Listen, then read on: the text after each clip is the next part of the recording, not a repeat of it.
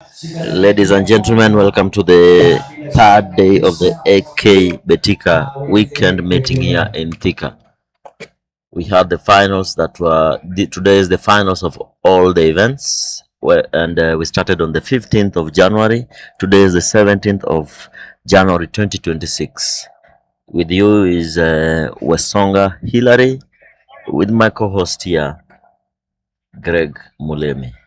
Good morning. Good morning, Greg. Beautiful scenes there from the THIKA Stadium. Yes, on of this course. Last day of the second meet of the Athletics Kenya track and field. Yes. And just as you mentioned earlier on, this is the final day, and of course we have a couple of events lined up. And right now on your screens is the 100 meters decathlon, where we have Nicholas Kiplimo Kesio, we have Edwin Kimutai, Edwin To,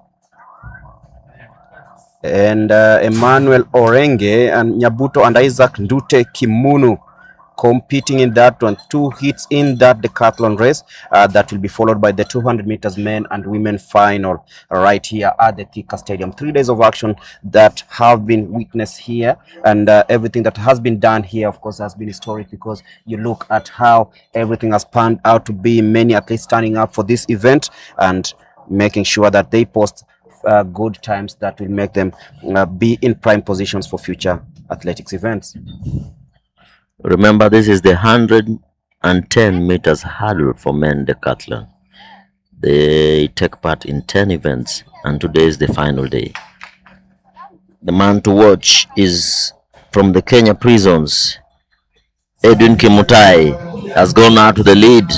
That is the national champion and the African silver medalist. Edwin To finishes there strongly in the 110 meters hurdles. The first hit of that 110 meters decathlon. So for those who don't understand, the decathlon is made up of 10 events held over 2 days, and athletes score points in each based on the performance, with the overall winner ranked as the fastest. And it has the 100 meters, the long jump, the short put, the high jump, and 400 meters, that is in day one. And then on day two, there's the 100 meters hurdles, the discus throw, the pole vault, in 10 javelin, events, and today is the final 1,500 day. meters. So the man to watch it is won by the from the Kenya prisons. from each of the events. So if you become Edwin Kimutai has gone out to the lead. That is the national champion and the African silver medalist. All about the endurance and the Edwin To other races finishes there strongly in that order. In the 110 meters hurdles. In this one, and in the second hit, as they are adjusting the hurdles, we'll have Stephen Mutunga Mbivya of KWS, Ombikale Muhando of KDF, Bismarck Kipkorir Soy, and Brian Henley and Felix Kipkoech of the universities. They'll be running in lane number 2, 3, 4, 5, and 6 respectively.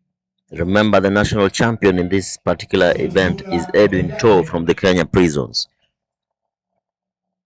Edwin To, who has just won his heat in the 110 meters and is the Africa Games silver medalist.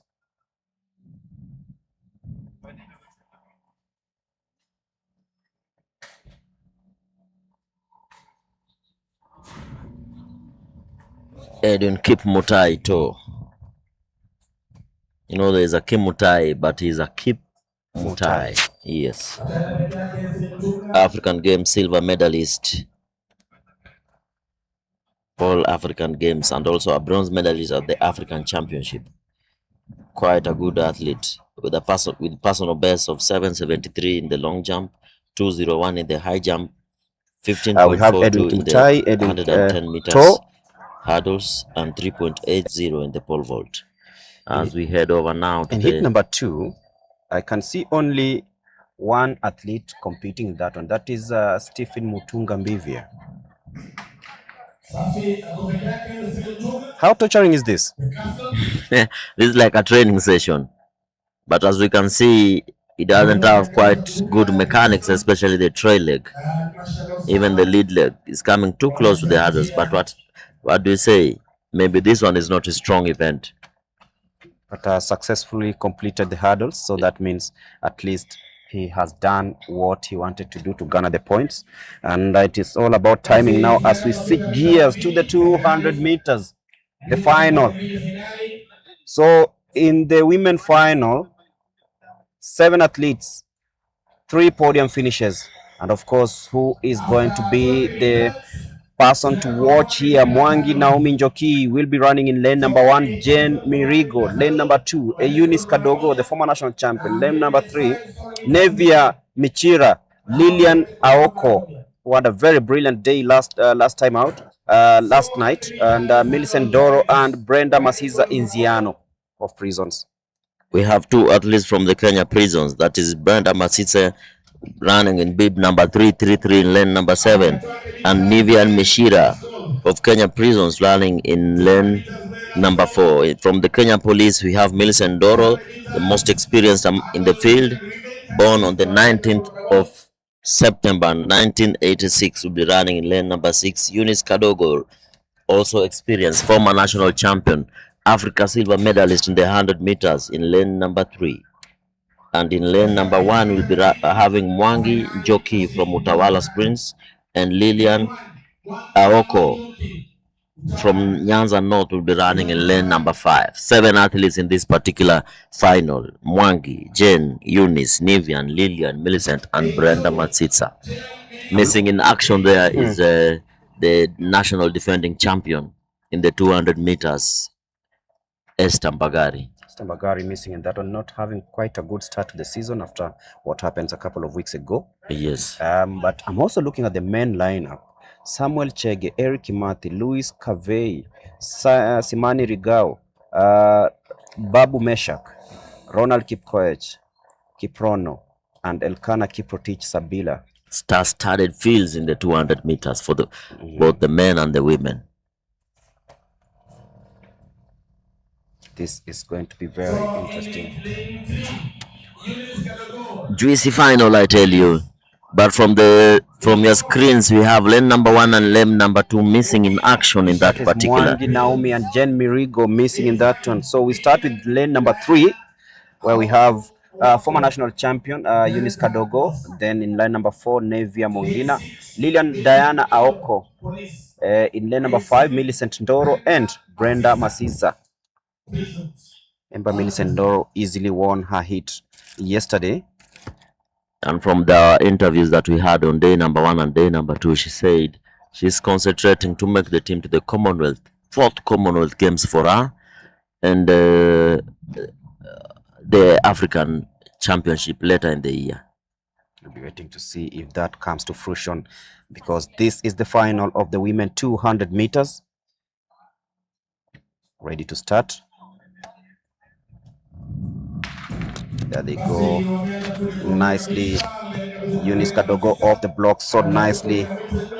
Millicent Ndoro now assuming that lead as they head past the curve to the 100 meters. It is Aoko and Ndoro, shoulder to shoulder.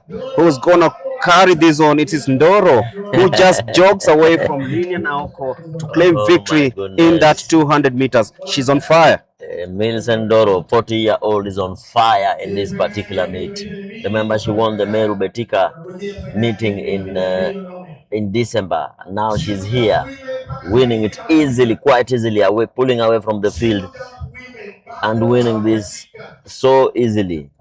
Do we call this experience, or what do we call this, Greg? I think it's experience coupled with good training. Yes. Seems to have just found the right gear at the right time in the space where she feels that she still has something to offer off the block so nicely in her glittering career, and that is the Commonwealth Games that will be held as they later on this year in Glasgow. Past the curve. Look at how well she took that curve, shrugging off the challenge from Eunice Kadogo, and just faded off after taking that early lead. But then Lilian shoulder to shoulder, who's gonna carry this on? It is Ndoro. Look at just jogs away from Ndoro, knows exactly what to claim. after victory that in that have, 200 and that is meters. the She's on advantage fire, claiming and victory in Vincent this one. Doro, And we'll 40 like year to see old, if is on she'll also be fire doing in this 100 BETIKA. meters. Yes, of course, she's in the final in the 100 meters here in THIKA, and as she said, she's only using this as speed work as she gears up for the 400 meters. She's concentrating on the 400 meters this year. Coming up is the 200 meters main final. 7 athletes expected to take part in this. And after that, we'll be having the 400 meters hurdles, both men and women finals, before ushering in the 400 meters men and women final. There's also the 800 meters heptathlon coming up, the 1,500 meters women final, and also the men will be running the 1,000 meters, 500 meters final. The decathlon and the 100 meters will be following afterwards. We'll also have the 5,000 meters men final, the 800 meters men final. Remember, yesterday we had the 800 meters women final, and then we'll finish the day with the 3,000 meters steeplechase men final. So thick and fast, everything is happening here on day 3 of this second Athletics Kenya track and field event happening at the THIKA Stadium. Remember, the third will be happening in Kapsabet in March. Waiting for the 200 meters to start, the men final. This one is a star-studded final where we have Samuel Chege, Eric Kimathi, Louis Halwell, Simani Abuyurigao, Babu Meshak, Ronald Kiprono Koech, and Elkana Sabila. Who's your favorite in this one? Gregory, all these are my favorites. At least I know all of them. From lane number 1 to lane number 7. I'm well versed of Samuel Chege, experienced athlete. You're not leaning on? Of course, I have an athlete in this particular race. That is Simani Regao, my coach. But I really wish that he just executes this the way we've planned it, and he'll be in the podium. Remember, this is the first final that is making in his career, back-to-back finals in both the 100 and 200 meters. So I know you're really happy as a coach because you really can see the steady, the steady rise of the boy. Yes, he's now grown into a man. He's grown into a man, grown out of his wings. Remember, he started doing this when he was 15 years old, and he's 22 right now. This means for 7 years we've been constantly planning, yes. And yeah, you feel like maybe in the next few years he will be ready. Yes, of course. For international. Remember, we have the World Relays this year happening in Gaborone, Botswana, African Championship, and we have also the Commonwealth Games in Glasgow. So we really hope that we can make a good outing this year in any of those races. Rega will be doing a double, that is the 200 meters and the 100 meters, having good races, run very good races in the heats and the semi-final. Remember, we also have the young Louis Halwell in this particular final running in lane number 3. So lane number 3 is Halwell, born in the year 2007. Siman Regao, born in the year 2002. So the future of sprints is in safe hands.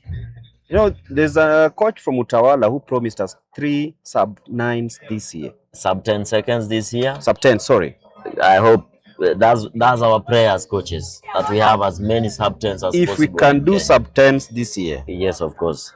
Then I bet we'll be ready for the relays. We'll be ready for the relays and even conquer the world. Yes. As we wait for the athletes to come out of the call room for the 200 meters and men final. A lot of people have been asking me, where is Mark Otieno? Where is Mark Otieno? Well, he's still on build-up phase. We hope to see him very soon in any of these Athletics Kenya weekend meetings. As Meshak Babu walking towards the starting lane, will be running in lane number 4. Remember, Utawala Springs Club has 5 athletes in this final. 5 out of 7 from Utawala Springs Club. 5 out of 7. The only people who are not from Utawala is Samuel Chege and Simani Regao. But the rest, Louis, bib number 376, Utawala. Kimati, 399, Utawala. Meshak Babu, Utawala. Ronald Kipkoech, Utawala. Elkana Sabila, Utawala Springs Club. Quite a good showing from that home. Bet in 5 years we'll be talking about a different story if this continues to be that way, because they'll be dominating Yes. from there. So that is the man to watch also. That is Louis Haveli, born in 2007. That's Simani Regao. He'll be running in lane number 4, representing Nairobi. And then that is Meshak Babu. They had a very good race neck to neck with Simani yesterday here at the Thika Stadium. And that is Ronald Kiprono Koech of National Police Service. And finally, that is Elkana Kiprotich Sabila of Prisons, also representing Utawala Sprint Club. So we are ready for the 200 meters men final. And in this particular final, 6 athletes, only one not from Utawala Springs Club, and that is Imani Regao. It will be very interesting to see how Regao performs inside this sandwiched field as they prepare to take the 200 meters men final. A slightly hot here and in Thika. Clean start by all the athletes. Look at how well they get off the blocks. Imani Regao trying from the outside. He's in lane number 3, but then Meshak Babu takes that curve nicely as they bend towards the 100 meters. Meshak Babu, Simani Regao, Sabila also from the outside. This is going to be a very tight race, coming through and steaming in, and it is that man Elkana Kiprotich Sabila who takes this home, and I think Kiprono and Meshak Babu might have claimed second and third, with Simani Regao finishing fourth in that 200 meters men final. So it's a clean sweep for Utawala Springs Club. 1, 2, 3, Utawala, Sabila, Koech, Babu, Simani, Louis in 5th, and Eric Kimathi. Just the way the lanes are drawn, that's how they're finished. It must have been casted way before we knew it, because it looked like exactly what we were talking about. But then Elkana Kiprotich As we watch the replay, has claimed victory in that one,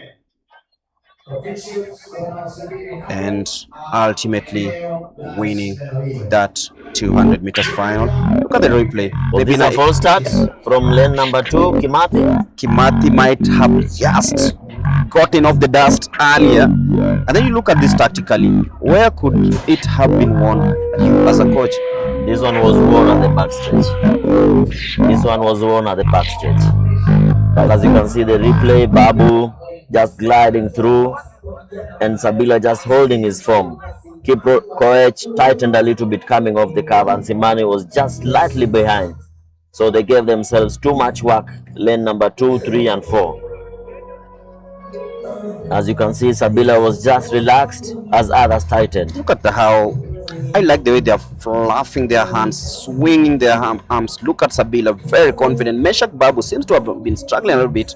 Simani Regao seemed to have just eased off and dropped off pace towards the last 70 meters. And it is something that we can always say, it's something that we can always say helps to build. And you as a coach, you've already seen this, and maybe you will be working towards ensuring that this is improved in the coming events. Yeah, we'll definitely go to improve on his start.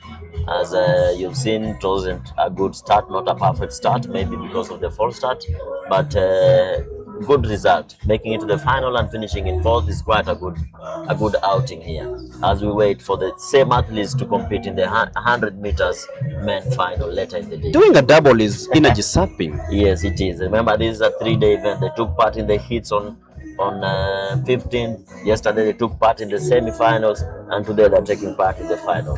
And on your screens are the ladies who will be running in the 400 meters hurdle women final, where in lane 1 will be having Jacqueline Murugi, lane number 2 Shera Chepkori, lane number 3 Alice Bosibori, lane number 4 Filian Keribo, lane number 5 the national champion Gladys Mudoni, lane number 6 Obel Florence, and lane number 7 Anne Mohanda. 400 meters women final.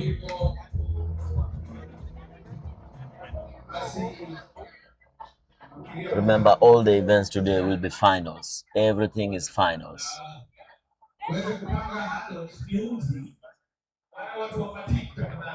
As we wait for the fatigue team.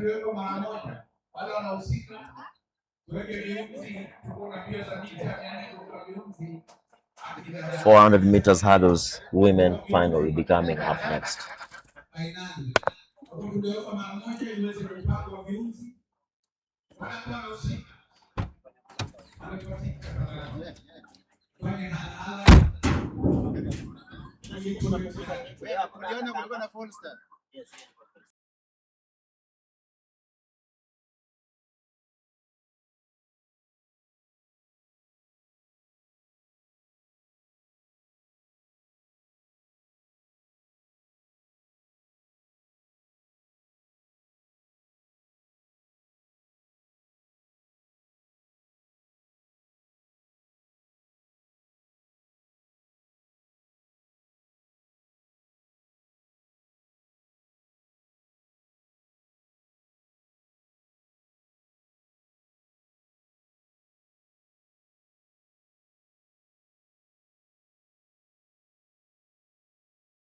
Final. Possible false start from lane number 2. From the replay, possible false start from lane number 2, but that one was let go.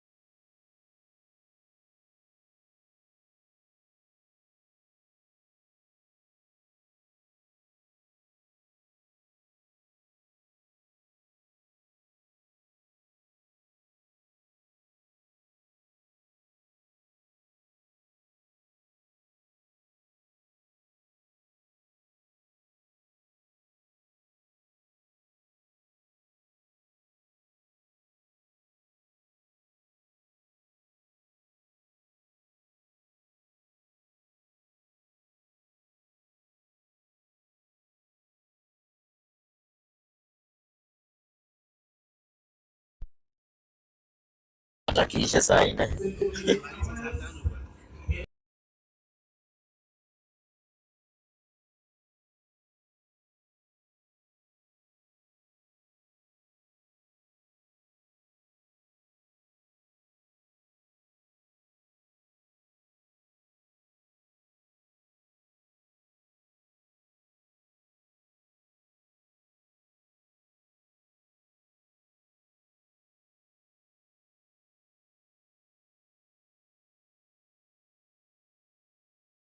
seconds. In the men category, the men clear the hurdles that is 36 inches high, while the women clear 10 hurdles that are 30 inches high.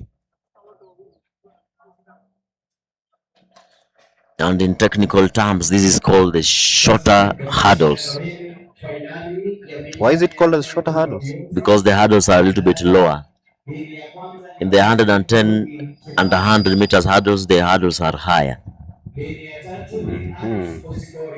So the women final is just about to begin. Jacqueline Murugi Kimathi in lane number 1, Sheila Shera, Chepkorir Rotich, Alice Bosibori, Filian Kerubo Nyandusi, lane number 4, Gladys Ngura, the favorite, in lane number 5, Obel Florence in lane number 6, and Anne Muhanda in lane number 7. So we are ready for start in the 400 meters women hurdles.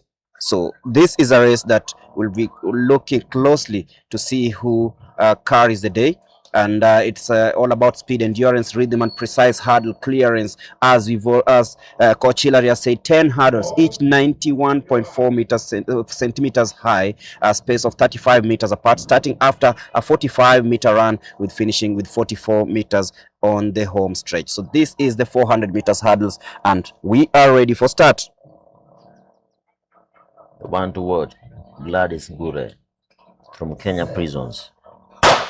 It's a clean start there by all these athletes. Staggering a little bit in lane number 7 is Anne Muhanda, but Gladys Mudhoni Ngure glides through as she takes that early lead as they head to the back straight. Look at Gladys Ngure, seems to very confident, currently being closely monitored by Alice Bosibori, but that is Gladys Ngure as they head to the home straight. There she takes that hurdle into that curve that is very grueling. Look at Gladys Ngure, she looks really confident, but facing stiff competition from the lady from the prison department. That is it is Venom versus Prison. Ngure and Phineas Kerubo. There she comes. And Obel Florence. Obel Florence from the outside. But it is Ngure who is just trying to see if she can get this into the last hurdle. There you go. Gladys Ngure still leading in the last 40 meters. Obel stutters a little bit, gets into another lane, but that is Gladys Ngure's race. She will be winning this one. But seems that Obel got into Gladys Ngure's way. Is this a DQ? As long as she's not impeding she's not impeding the other athlete, there will not be any disqualification. Unless you impede the other athlete, that's when they can raise the yellow flag and a complaint will be lodged. So Gladys Mudhoni Ngure of Prisons wins this 400 meters women hurdle. The national champion wins the 400 meters hurdle finally at the THIKA Stadium. Hey, you've called THIKA National Stadium twice. You've called it the National Stadium twice. On your screens are the men. Watch out for that man leading the 400 meters men hurdles final. I'm talking about Edward Ngunjiri. And just behind him is the national champion, Kipkorir Rotich this from the Kenya Police. Going to be a very interesting one, because in the men's race we have Benedict Mbatanzina, Jason Nyautugu Ogega, William Maranga, Kipkorir Rotich, the national champion. Edward Ngunjiri had a very good race in the semi-final. Nicholas Kiplimo Kesio and Geoffrey Kipngetich Mutai of Prisons. Will Edward Ngunjiri from Kenya Defence Forces beat Kipkorir Rotich from the Kenya Police, or will the two be handed over to the Kenya Prisons Department representative William Nyagaka? Remember, it's the police that do the arrest, then take it to the Kenya Prisons to do the rehabilitation. For the rehab and rehabilitation, as the Kenya Defence Forces keep our skies safe. So who will keep sky and land and yes, sea. the sky and the borders safe? So it's all about how prepared they are. The 400 meters men final, hurdles men final. Will the national champion claim this? It's a battle of who is going to get it to the wire. 10 hurdles. Remember, for the men hurdle, the height is 36 inches. So it's slightly higher than the than the women's. The women's is 30 inches and the men is 36 inches high. Or if we were to put it in centimeters, it's 91.4 centimeters that's for the versus men. 76.2 centimeters. 10 hurdles, 35 meters apart. Interesting stats there.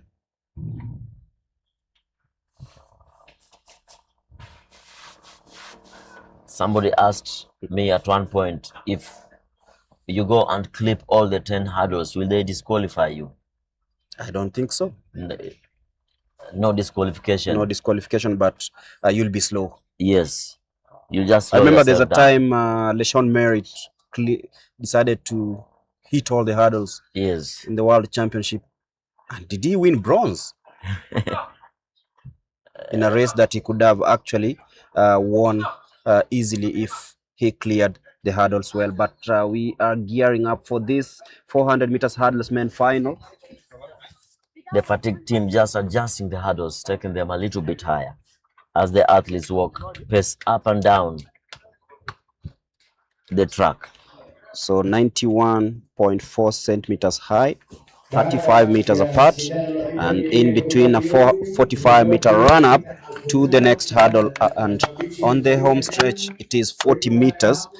This is what to expect from this 400 meters main hurdles here on day 3 of the Athletics Kenya weekend track and field meet here at the THIKA Stadium.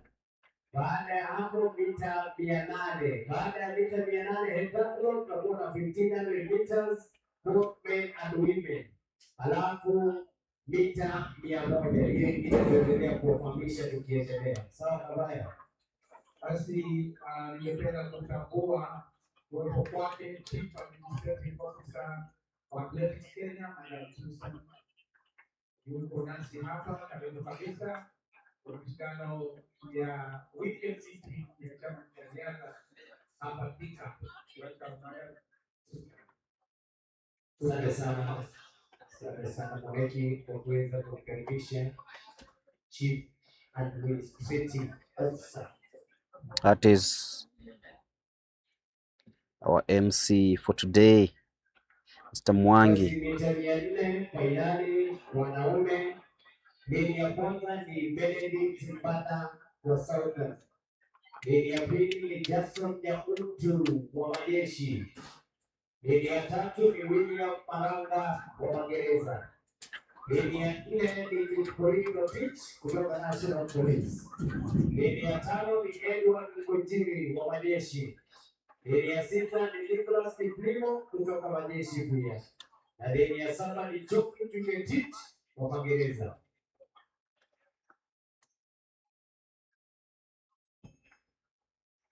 So we are waiting for the start of this 400 meters hurdles men, and the umpire signal for the start, and we are ready for the hurdles. So this is the 400 meters hurdles men final, and off they get nicely, and that straight away is Edward Ngujiri from the outside, trying so hard to ensure that he maintains that good form is being, but keep Koriro Teach also coming in nicely, so they take that home straight. Another good jump from the man from the Kenya Defence Forces, that is Edward Ngujiri and Kiplimo Nicholas. It is a battle between the four now, so close to call.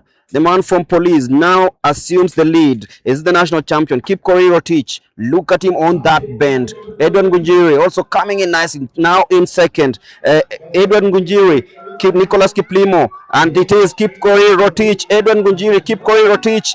But the national champion just about sees off Edward Ngujiri and Nicholas Kiplimo to win that race spectacularly.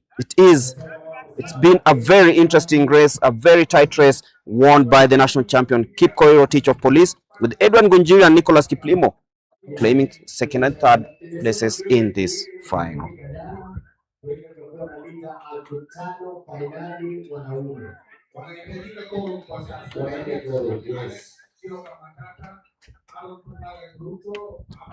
So Kipkorir wins that one. Edwin Ngunjiri and Nicholas Kiplimo claiming second and third.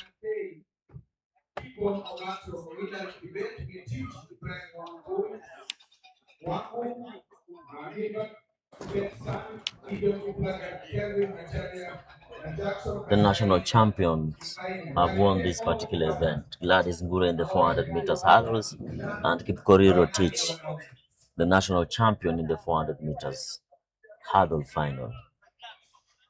As we take a closer look at the replay from our producer.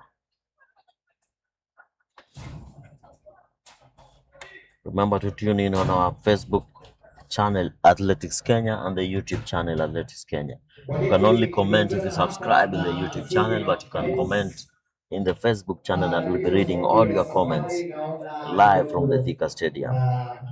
Ward Okuyu says, Utawala Springs Club, all the best. Kipkemoi Alex, all the way from Kericho Camp, watching live. Star Zima, Ekwam is missing. That is the man who would have brought a challenge. Sure, Ekwam is in Nyaururu. Star Zima also complains, why let go a false start? The professionalism of AK should be maintained. Of course, we agree with you on that. But remember, you can only recall a false start if the official has seen it. If the official hadn't seen it, then that is it. Just like football, the referee is the final say, just as athletics. The track referees and the recaller have the final say. As we look at the replay, Ngunjiri just tightening up at the 7th hurdle as Kipkorir Rotich glides through. Neck to neck there at the 150-meter mark. The Kenya Police force athlete just going there in front and keeps his calm. Kipkorir Rotich. Maybe a few things to correct from him, but not a bad start. Remember, this AK meeting is being sponsored by BETIKA, awarding the winners 20,000 shillings, runners up 15 and 10,000. Ngunjiri just coming there in the final meters to take this, almost making the KDF athlete to silver. Photo finish between Ngunjiri and the athlete from Kenya Defense Forces running on the outer lane, Nicholas Kiplimo.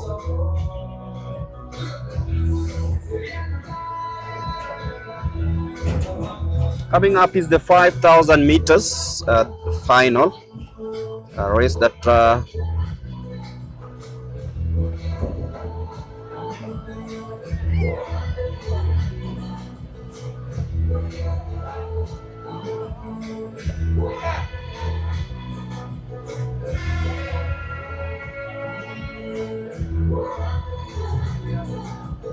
so the 5,000 meters final coming up in a bit.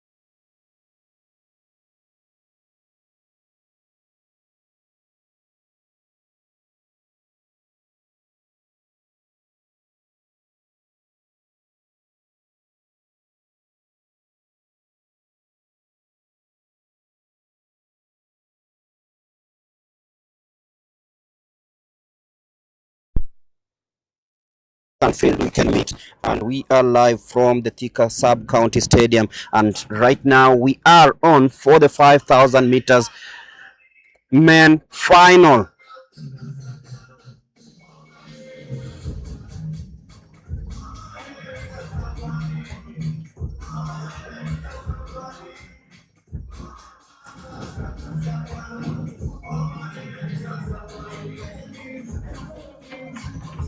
There they go.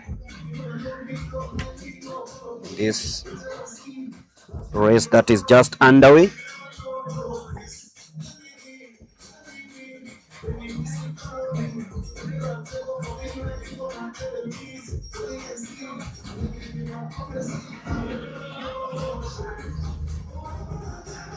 A control rollout from the line, no panic these early hours in this race, as the athletes are settling in a park formation, jostling an optimal track position just off the rail to ensure that they are in good position. So still a packed formation in this 5,000 meters, and they are all aware that it has to be very economical because anyone who rushes here must just burn out.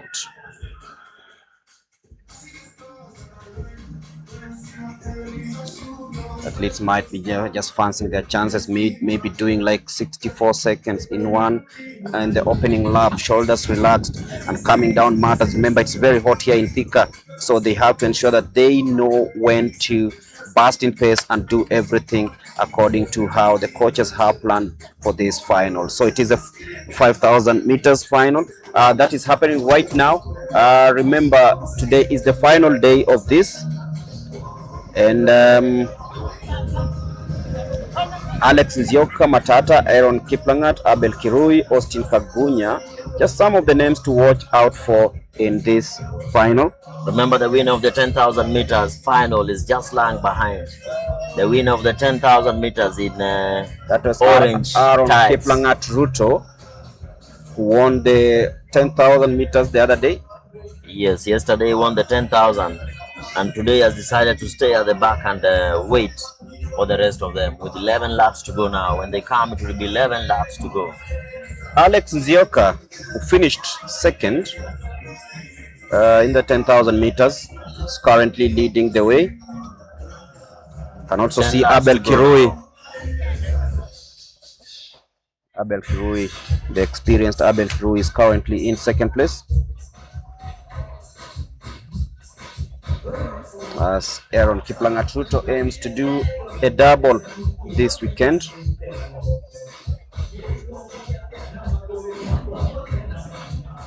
Abel Kirui got the silver yesterday, isn't it? Yes, Abel Kirui won silver. Nzioka was also in the mix, is on the leading pack for most parts of the race. And today they have decided to take the pace so slowly.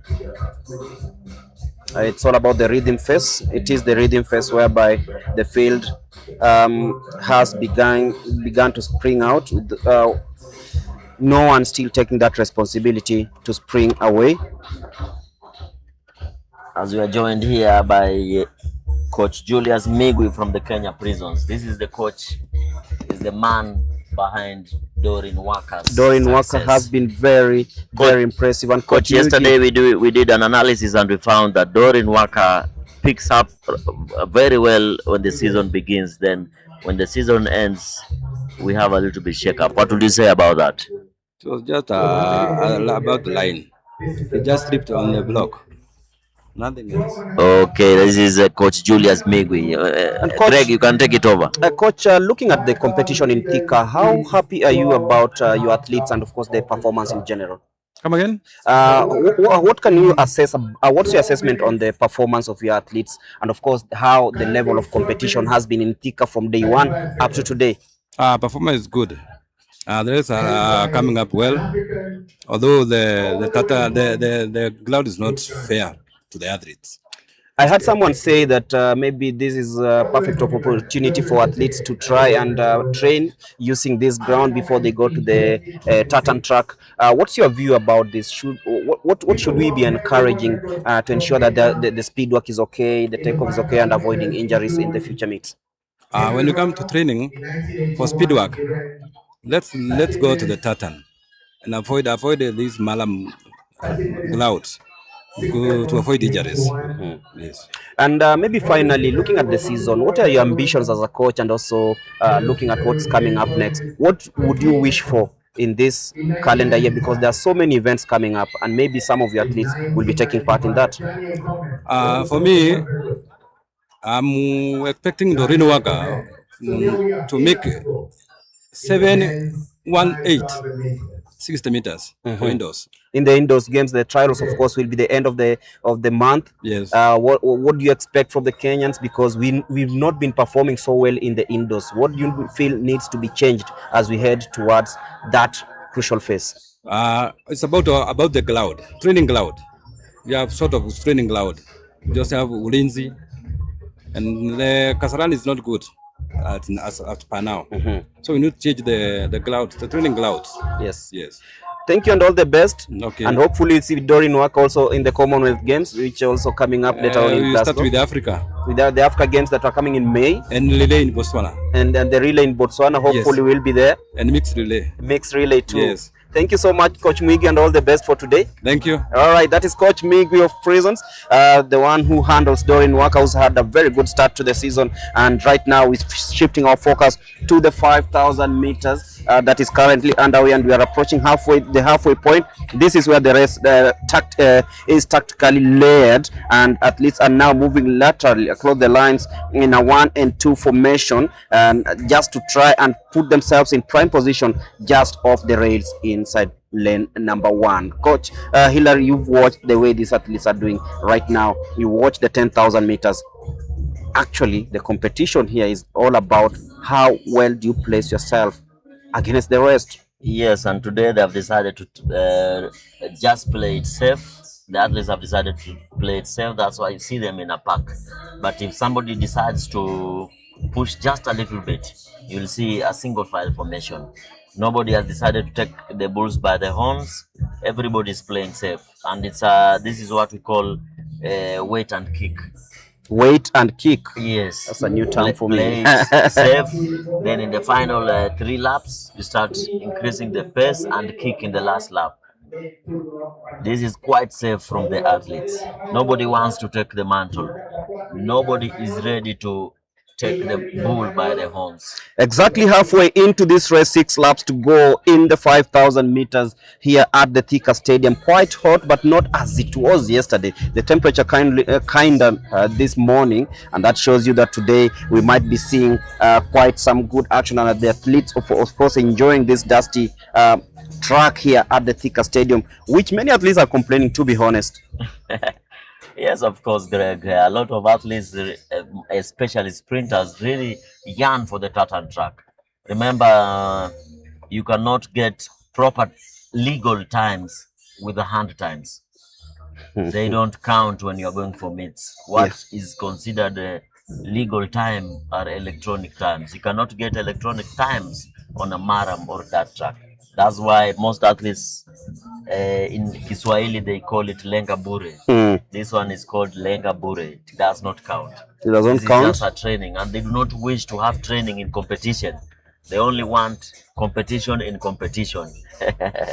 Competition as we head to the last 5 laps of this 5,000 meters. Still a clustered field here. Rightfully so, because it being a final, everyone deserved to be here because the hits were so many. There were around 11 hits in the 5,000 meters in day 1, and that means that the best were seeded for this one. And actually you can always see the difference in the kind of competition that is being witnessed now. Like nobody is left behind, and everybody has a chance to actually finish on the podium as Abel Kirui assumes lead for the first time. We've seen Alex Nzioka Matata leading for the first 3 or 4 laps in this one. Is fallen where a little bit is inside that pack. It's so congested up there, and that shows you that nobody wants to take that daring approach and steam away from the rest of the field. It's between Wangu and Abel. Wangu in bib number 159, just running in the inside of the track. And from the outside is that man Aaron Kiplangat. So 20,000 from BETIKA, that's the money. Abel Kirui still That's the money you win. Still sizing up each other. sizing up each other with 4 laps to go. 2 kilometers. Remember, 1 lap is 400 meters. With 4 laps to go, that is 1,600 meters. Way past the halfway mark. Nobody has decided to go in front and push it. Maybe they're doing let's say a 60-second per lap in this one, because you can feel it's slowly gathering pace. Yes, between 60 and 61 seconds per lap. Abel Kirui. Remember, the winner of the 10,000 meters has decided to come to the leading pack. He wants to do a double in THIKA. That is Alex. That is Aaron Kiplangat Ruto. Abel Kirui is still in the mix. Still a very packed field up there. And nobody really wants to now decide to take the last 4,000 meters upon them. 3 laps to go now. The winner of the 10,000 meters running in bib number 353 decides, what do I do with this one? Do I go in front? And he goes in front just right there with 3 laps to go. Alex Kiplangat Ruto, he's only 19, and look at how well he is primed to rule over the rest of the world if he continue putting on such performances. Remember, this is just earlier on the season, but he's just shown flashes of brilliance in this meet. Already won the 10,000 meters spectacularly. Yes. Him and Zioka are quite something. They've been having this kind of race from day one. Quite a good running from the young athlete, turning 20 this year, 1st of July. He'll be turning 20. Aaron Kiplangat Ruto, the winner of the 10,000 meters that was running yesterday. Remember, the young man also won his particular heat on the 15th. On day 1 of this, he won his heat, won the 10,000, and now is in the final of the 5,000. With 2 laps to go, 800 meters to go. Still quite a packed race. 8 athletes in the lead. 8 athletes, but only 3 medals. 8 athletes with only 3 getting them. And he seems to be having a very strong aerobic base. But then here comes yet another change in that front. Austin Kagunya. It's Austin Kagunya, that tall figure. He decides that you beat me the 10,000 meters. I think I'm going to take something in this 5,000 meters main final. So Kagunya Austin now assumes the lead. The man born in 2006, also another 19-year-old. That shows me the future that these races have, Hillary. Going into LA 2028, these ones will have a say in who goes as they hit the bell. BETIKA Kipkorir hits the front for the first time. Kagunya in second. Zioka now takes that second position.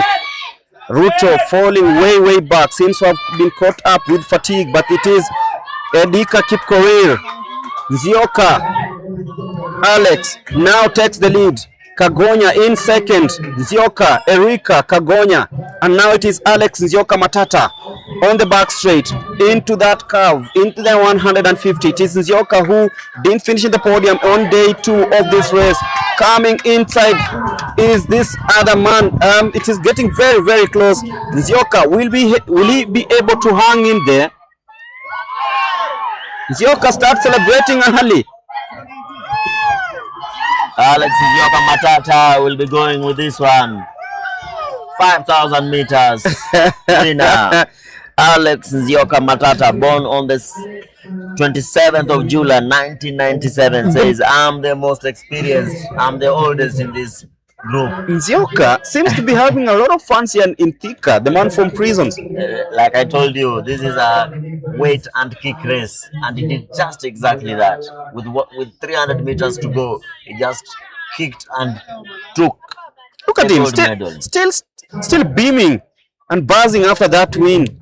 Alex Zioka Matata, the man from prisons, winner of this 5,000 meters. And the oldest in the field. Wow. Born on the 27th of July, 1997. 29 years old. Nzioka takes the win. Guys who are in 1997 already 29 years old.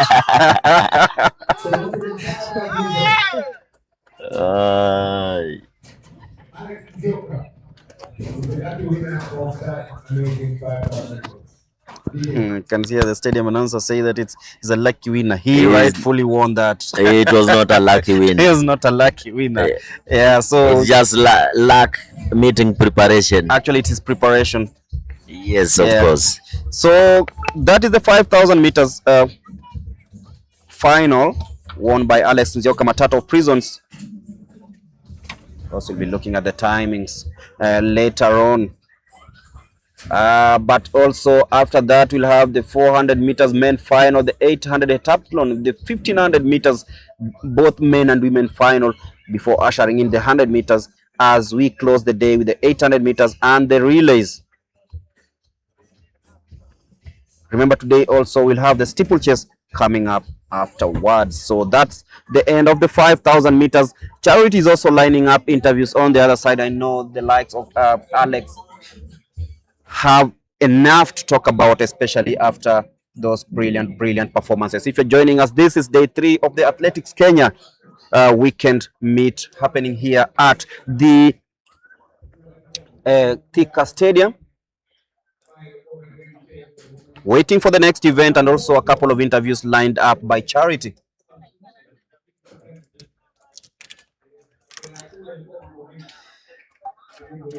I know Alexander is very much ready for this, and Charity, take it over.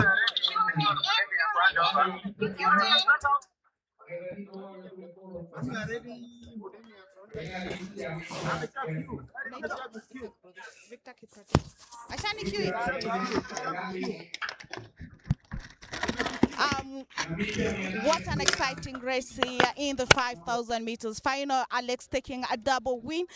Unafeel aje Matata? Ila nasema sijafeel kitu, game ilikuwa haikuwa much competitive. So in the terms of sprinting nakuanga sawa. Yeah. Kwa hivyo sasa hivi unaweza kimbia ingine bado? Ukinipea naweza kimbia. You because na build na nataka kutafuta speed ili at least muda mahenchi kifika barabara vizuri niweze kimbia vizuri. Okay. Yeah. All the best and congratulations. Thank you madam. Okay. I'm joined here by Victor Kiprotich, who is the second place winner. Unafeel aje mbio ka finish line hapo umepelekana mbio? Mimi ilikuwa inaendelea saa hiyo. Yeah. So mbio iko mbaya. Penye hata tulienda haikuwa tulianza haikuwa mbaya, lakini kwa finishing hiyo ilikuwa poa sana. Yeah.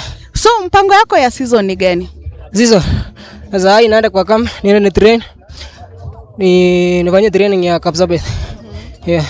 Uko Kapsabet bado utakimbia 5,000 ama bado utaenda pia 10? Nitakimbia 5,000. Yeah. Okay, all the best and congratulations. Thank you. I'm also joined by third place up. Kwa majina unaitwa nani? Sorry nimesahau tena. Kwa majina naitwa Evans Kiblakat. Leo nasema si haiko mbaya, but I ran a different from yesterday and today. There's a bit of different wakianza because the final in terms of position, not time. So nimekain kitu kwamba nafaa ni train kwamba nisoe kama pace iko chini na iko juu, so nafaa nichaandae kwa hiyo tactics hiyo. So sai pengine competition yako next ile unaangalia ni gani? Kwa sasa nafaa nichaandae wakati nitakapofika heka image ya Kapsabet, ndakisha kwamba nime-improve kuliko na leo. All the best and congratulations. Thank you. Those were our top 3 winners in the 5,000 meters. It's quite a quite a hot day. We've been your host here at Athletics Kenya TV. I hope you're following us on Twitter. It's Athletics Kenya _ Facebook. It's Athletics Kenya. Also on TikTok and Instagram at Athletics Kenya. My name is Charity. I'm handing you over to Mlemi as we continue with the next event. Thank you so much, Charity. As we wait for the next event, Charity is speaking to the podium finishers in the 5,000 meters men final, and we'll be now waiting for the next event as we get towards the business end of matters here at the THIKA Stadium, and this being day 3 of the Athletics Kenya track and field weekend meet. It's the third of the 6 that normally happen in the Athletics Kenya calendar.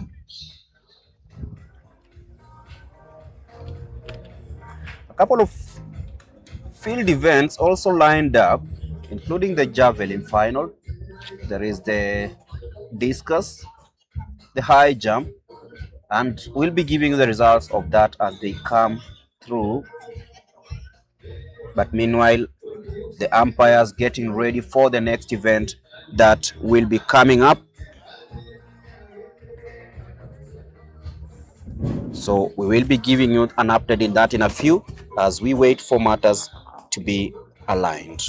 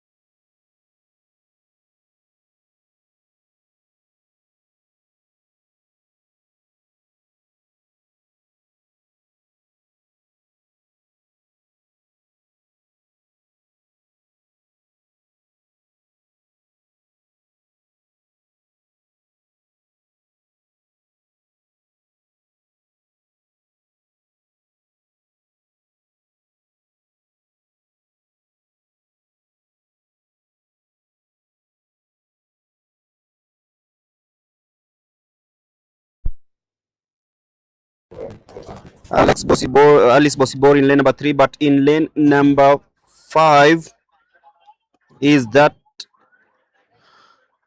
race favorite, talking about Mercy Chebet. So this is the official lineup for the women final. In lane number 1, Mercy Adija.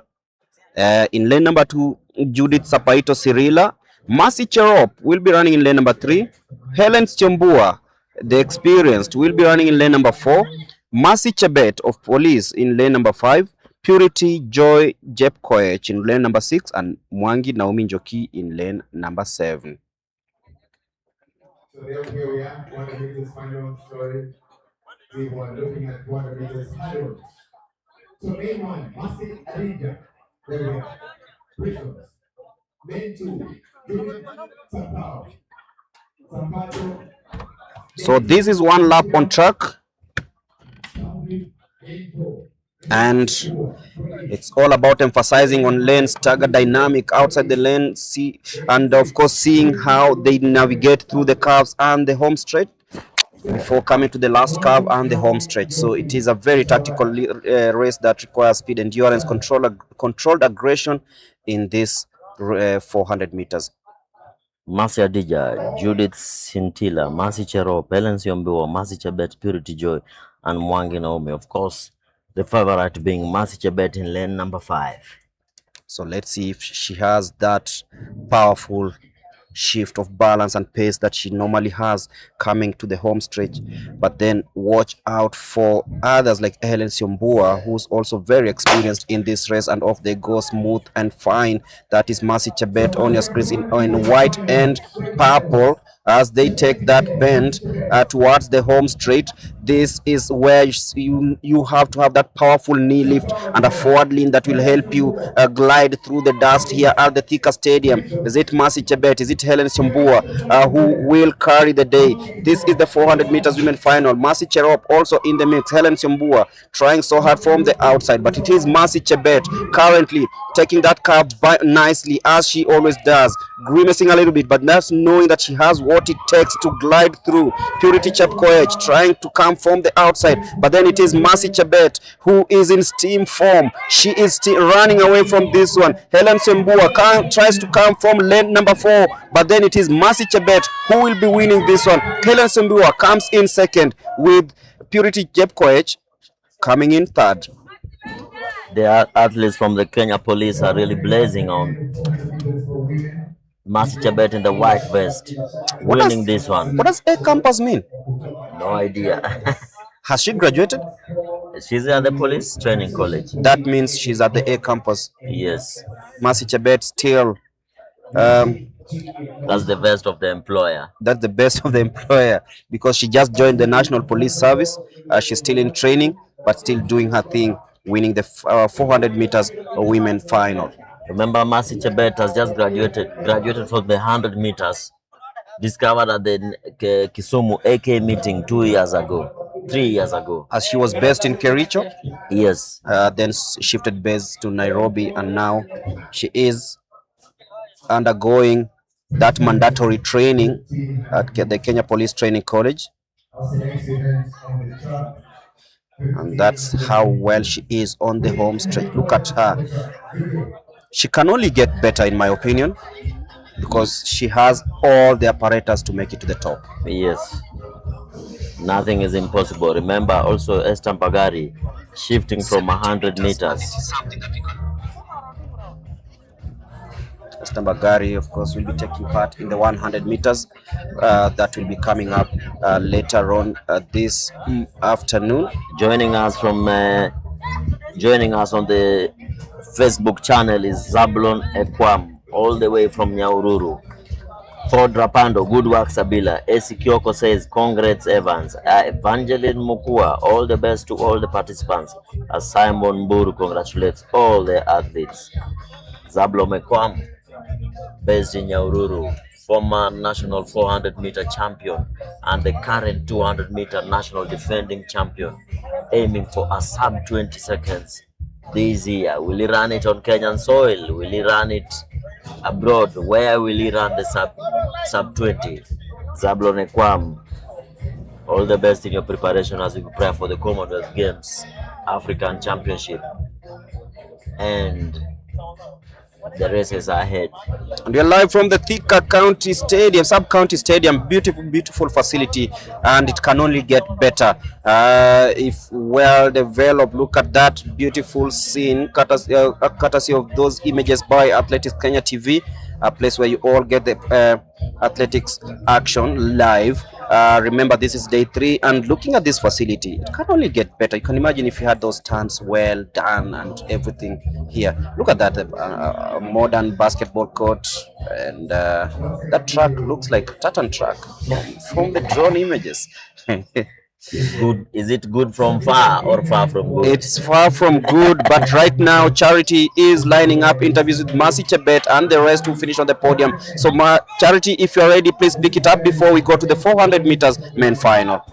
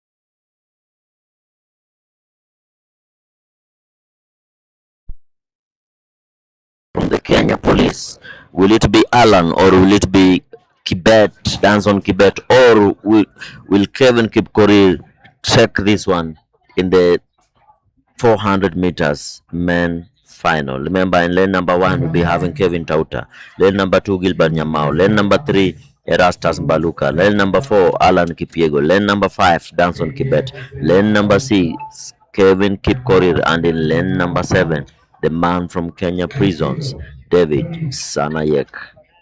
2 police officers, 2 prison officers. From the Kenya police, Erastus Mbaluka and Alan Kipregon. From the Kenya prisons, Kevin Kipkorir and David Sanayek. And from KDF is Kevin Tauta. Who will emerge the winner in this one? Remember, last year we had 3 athletes running sub 45 seconds and qualified for the World Championship. Kevin Kipkorir among the people who qualified, and the guy from the universities who won the nationals too. 400 meters men final.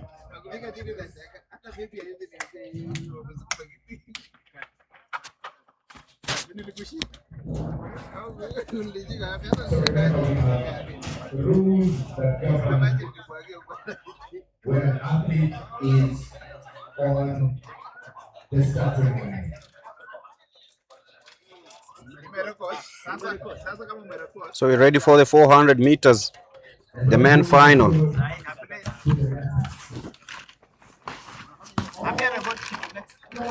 Kelvin Tauta, Gilbert Nyamao, Erastus Mbaluka Musilu, Alan Kipiego, Danson Kibet, Kelvin Kipkorir, and David Sayanek. Remember Alan Kipiego, Kevin Tauta, Alan Kipiego, Kevin Kipkorir, and David Sanayek were the World Championship. That was held in Budapest. In Tokyo, sorry, and off they go.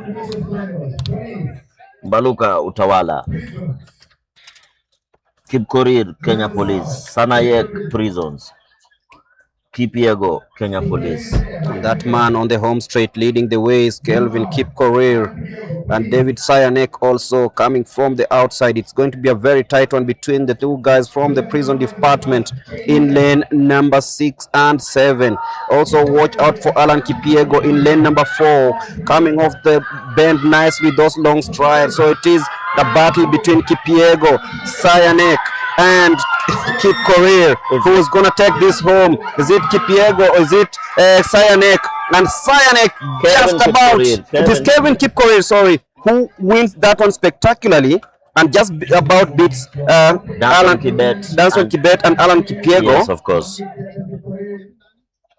So Kelvin Kipkorir of Prisons is the winner of the 400 meters, just about edged out Danson Kibet and Alan Kipiego.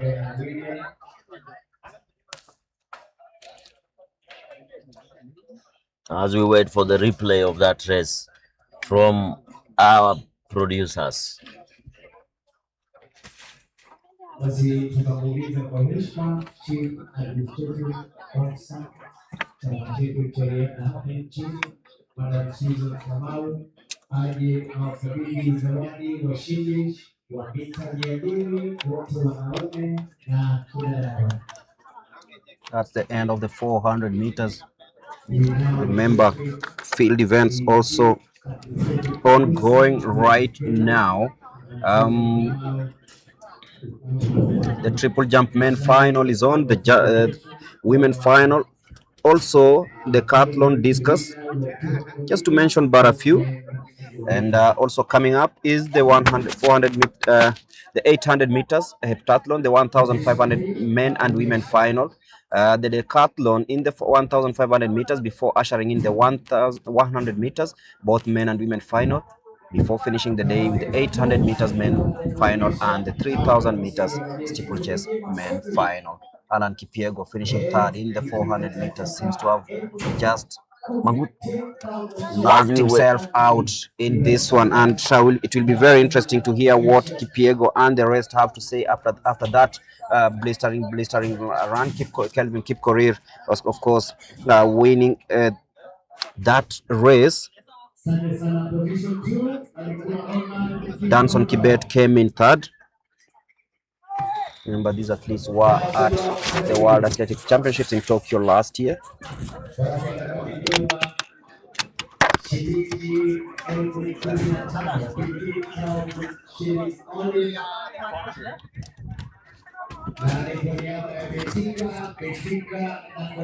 Just waiting to see the recap from that from our director. There's also an award ceremony ongoing in the field. So it's the 200 meters. That is the Athletics Kenya CAO, Susan. Madam Susan awarding the winners of the 200 meters, all of them from Utawala Sprints. And see Meshak Babu there. And as that is happening, we are ready for the interviews, and Charity can take it over.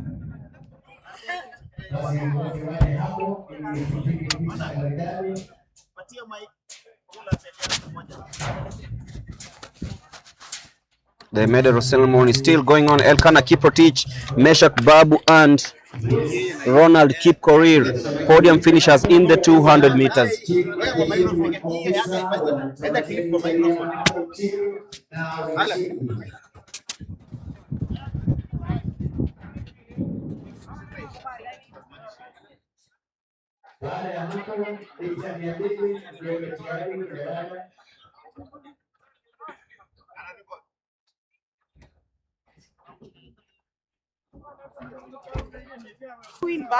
So those are the podium finishers in the 200 meters. So Ronald, Meshak and Elkana.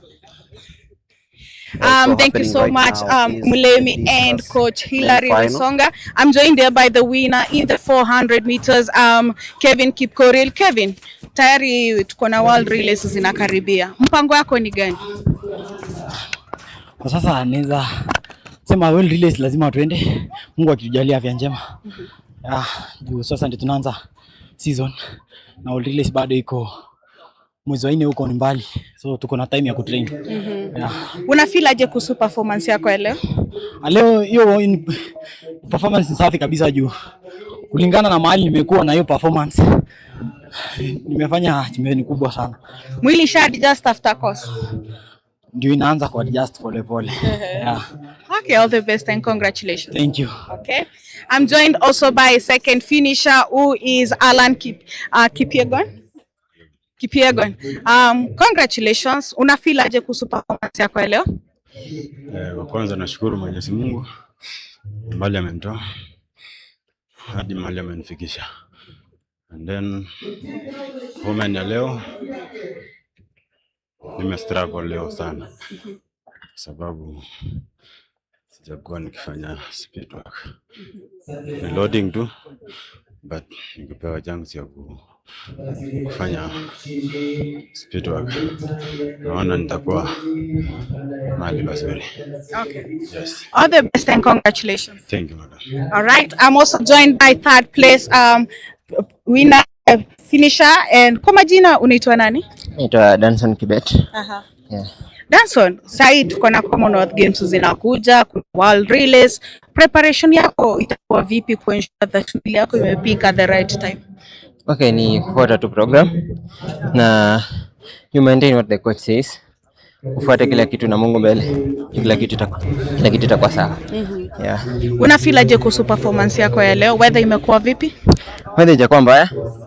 Though nilikuwa na injury kidogo, lakini for now I thank God nimerudi na hoping for the best this year. Yeah. Okay. All the best and congratulations. Thank you so much. Those were our top 3 winners in the 400 meters final. Their main focus will be the world relays that will be held in Gaborone during the 4th month of this year, and then later on we shall be having the Commonwealth Games and also the Africa Championships. And now they have to balance their bodies so that they can be able to pick at the right moment to post the best results they can. Over to you, Milemi, as we continue with the next event. So once again, that is start on the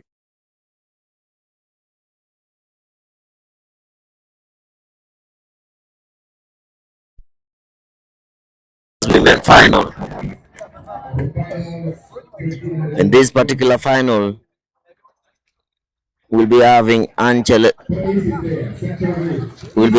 Mercy Chepngeno, Josephine Sembeyo, Mary Kiru, Abigail Chepkoril, Chelsea Chepkemoi, Teresia Ndinda, Pauline Bide, Frida Bosibori, Jessica Loatop, Faith Cherono, and Beth Kerubo. Remember, the world champion in this particular event is Faith Kipyego. What did you gather from the interview in the just ended 400 meters?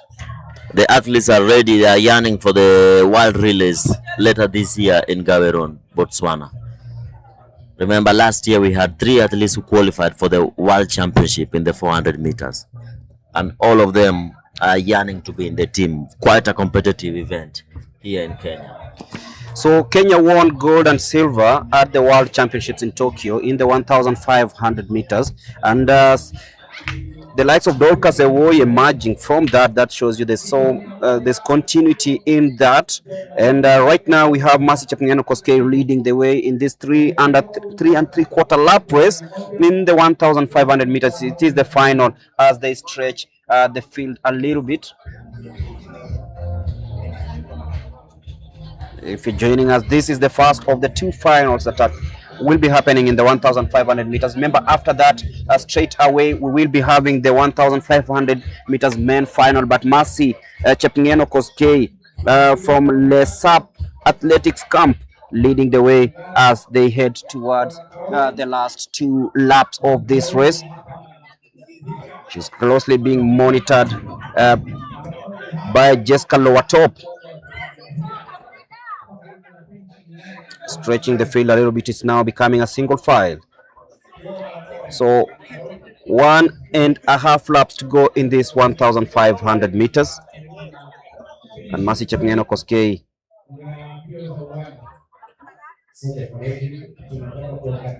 controlling the pace here, just ahead of Josephine Sembeyo Mancha.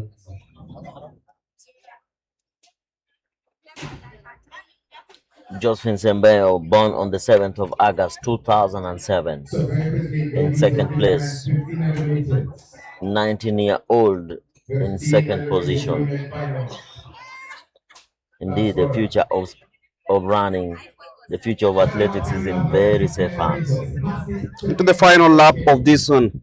Mercy Chepngeno Koskei in the lead.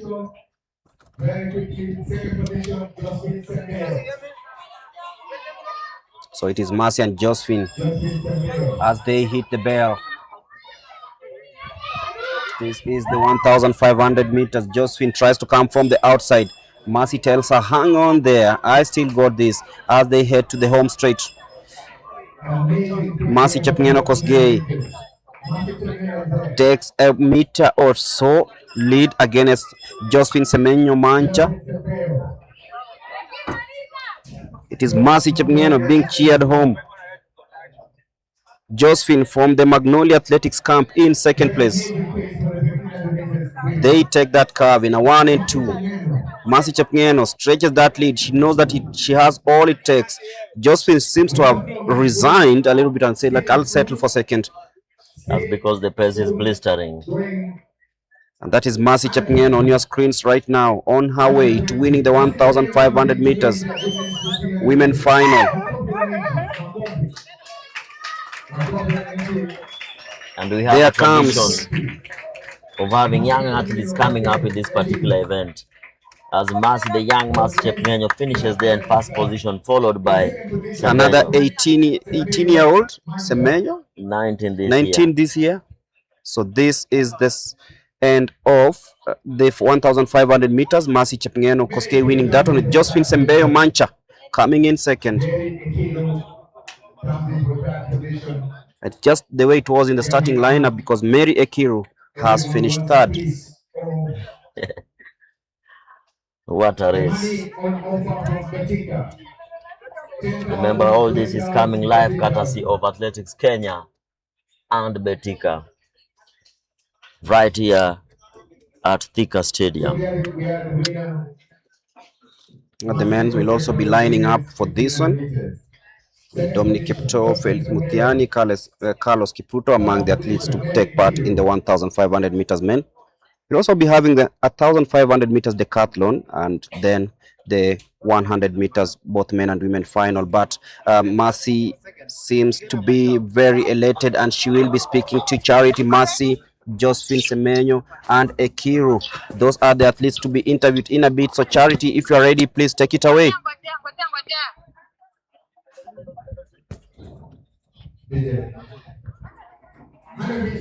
So we'll be waiting for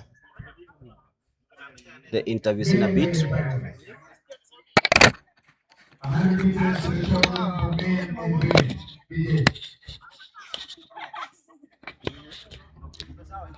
So Charity, take it away, please.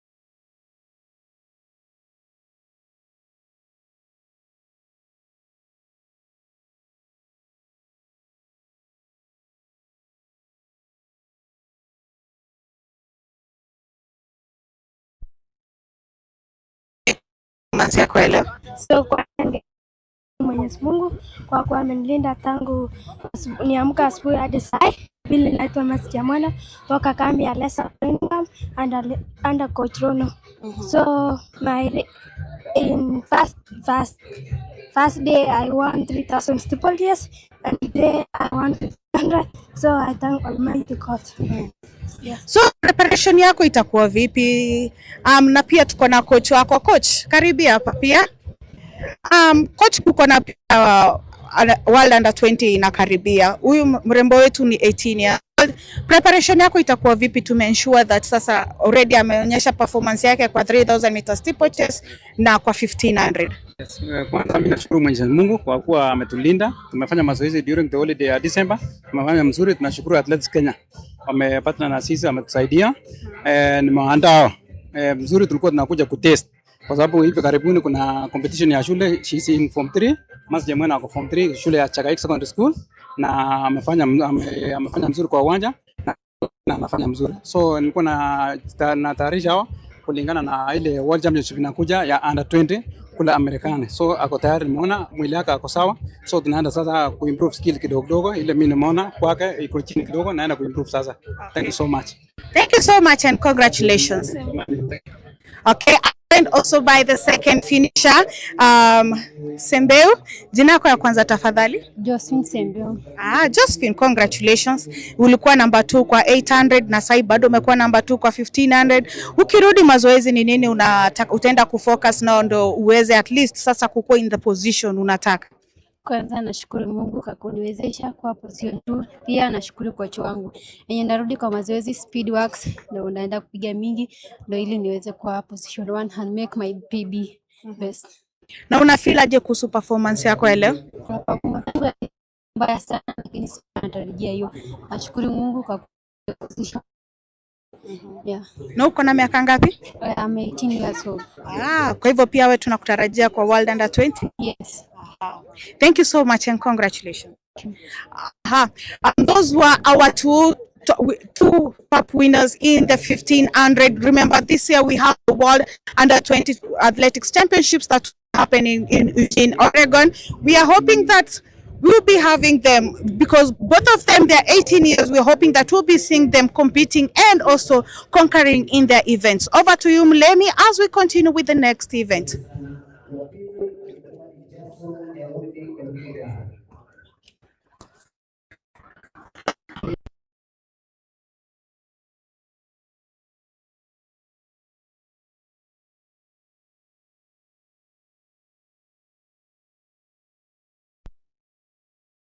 The 18-year-olds Mercy Chepngenyo and Josephine Sembenyo, the winners of the 1500 meters women final.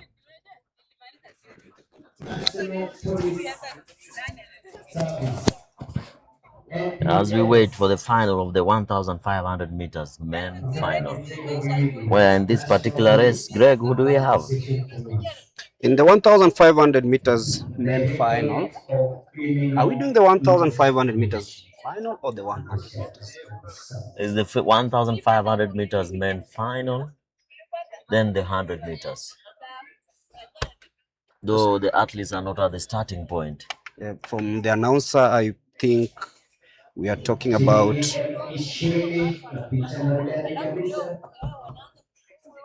the 100 meters. Remember, the athletes in the 100 meters are just from running the 200 meters a few minutes ago.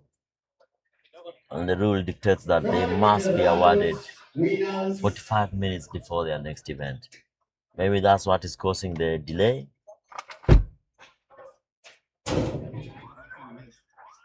But we are live here at THIKA Stadium. Remember, the entrance is free. You are not paying anything to come watch this. Those around THIKA, you can flock in as many as you are to come watch the events live. So waiting for the next event. And as soon as we get the nod, we'll be giving you the lineups of the athletes participating in that. But also happening right now is the medal ceremony.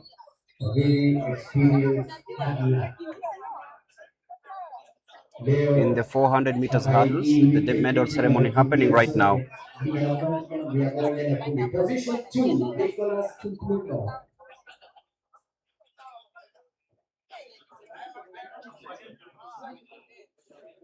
KDF.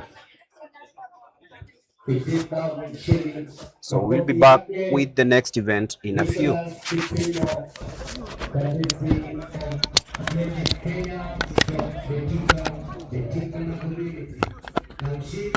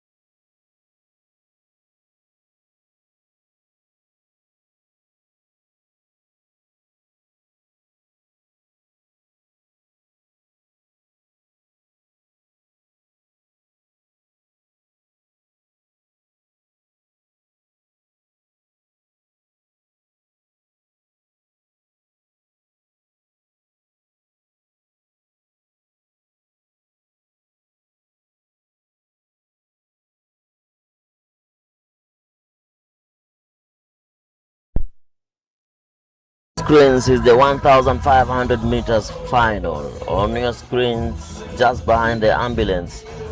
On your screens right now is the 1,500 meters men final.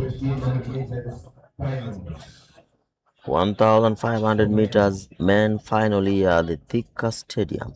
And on the starting lineup is Dominic Kipto, Felix Muthiani, Carlos Kipruto, Wycliffe Sikio, Johnson Tenket, Zakaria Kirika, Obadia Kipleting, Nixon Kipkoech, Solomon Kiptanui, Alex Mutai, Mesha Kimutai, Kiplangat Dennis B, Joseph Tobiko, Brian Komen, and Joseph Ole Shitoi. 15 athletes will be lining up in this final of the 1,500 meters at the THIKA Stadium. A little bit calmer today than yesterday, hoping to see very fast times. Remember, we are live on our Facebook page Athletics Kenya and YouTube channel Athletics Kenya TV.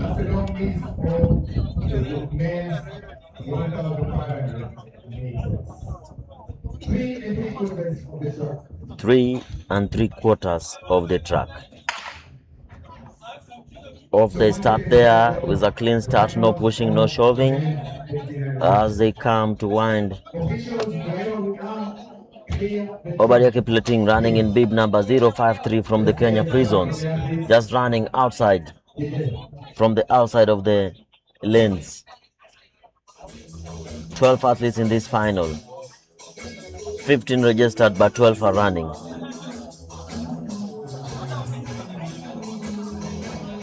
Obadia Kipleting just moving over to the front in the leading pack as Felix Muthiani takes over the mantle with 3 laps to go now. They have done the 3/4 and 3 laps now to go.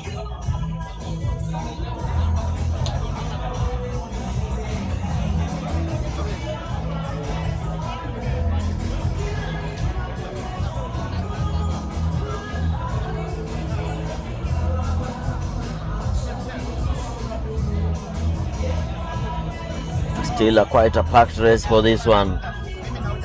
No person has decided to go in front. Just playing it easy like the 5,000 meters final that has just been run a few minutes ago. Obadia Kipleting in his usual self, running from the outside of the fast lane, avoiding to run and being tripped in the inside of the lane. 0:53 Obadia Kipleting as we move over to 2 laps to go. 800 meters to go. Still a packed race.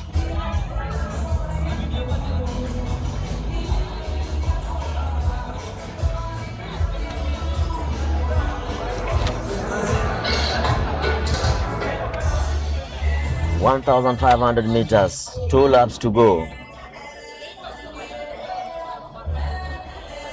Joseph Tobiko in the lead as Carlos Kipruto takes over. Carlos Kipruto takes over the race in the leading pack. Now the field is being split in the 1,500 meters. Carlos Kipruto goes in the lead, being followed closely by Brian Komen. Remember, Brian Komen was at the World Championship in Tokyo and has been a constant figure in the 1,500 meters, qualifying in the Olympics and also the World, qualifying for the Olympic trials. Kipleting now coming in third, just trying to push to the front with 300 meters to go. 3 men have decided to take it out. Carlos Kipruto, Brian Komen, and Kipleting. As Dominic Kipto also coming in. Obadia goes to the front. Obadia Kipleting from the Kenya prisons with 150 meters to go. Obadia Kipleting with 100 meters to go. Kipleting in the front. Dominic Kipto coming in from the outside to take it. Dominic wins the 1,500 meters here at the THIKA Stadium as Obadia comes in second. Good improvement from Obadia. The man recruited in the Kenya prisons has come in second as Dominic Kipto Barngetuni wins it, born on the 9th of September 2004. Dominic Kipto is the winner, followed closely there by Obadia Kipleting. What a race. Just like the women 1500 meters, the 1500 meters men live up to the billing. Gregory. Yeah. Did you watch the race? I've watched the race.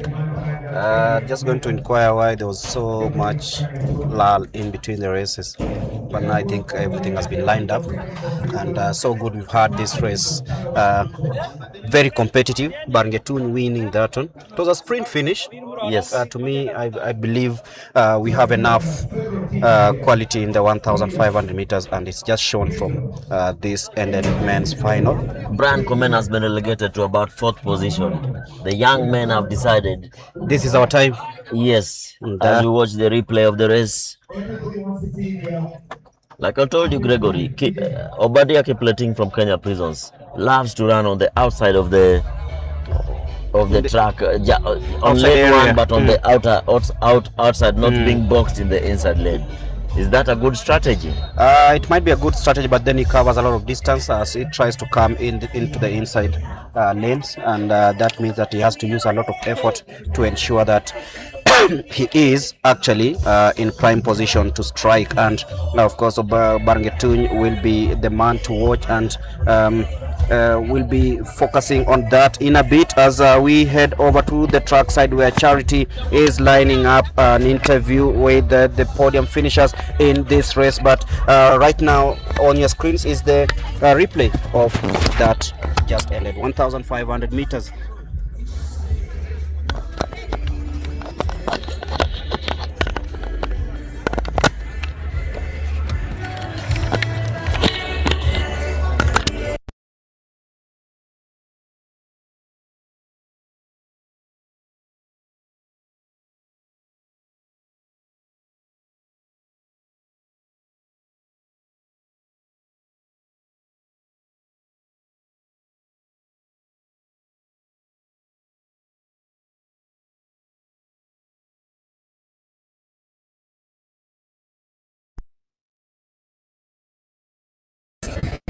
It was tough, but finally tough kama semis. So focus yako kwa hii season ni gani? Focus yangu kwa hii season, I prepare myself for years. That's my focus now. Yes. Okay, all the best and congratulations. Thank you so much. All right. Obadia, congratulations for your second place. Una feel aje kuhusu performance yako ya leo? So kwa performance yangu nimejaribu because I've done try my best.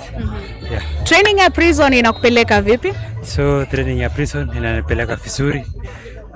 Yeah, nikitoka huko nakuja kufanya mazoezi yangu vizuri. Last season ulikuwa unakimbia 800 na 1500. Usha decide ni race gani una specialize nayo? So for now nimeamua ndakimbia 1500. Yeah. Okay. Yeah.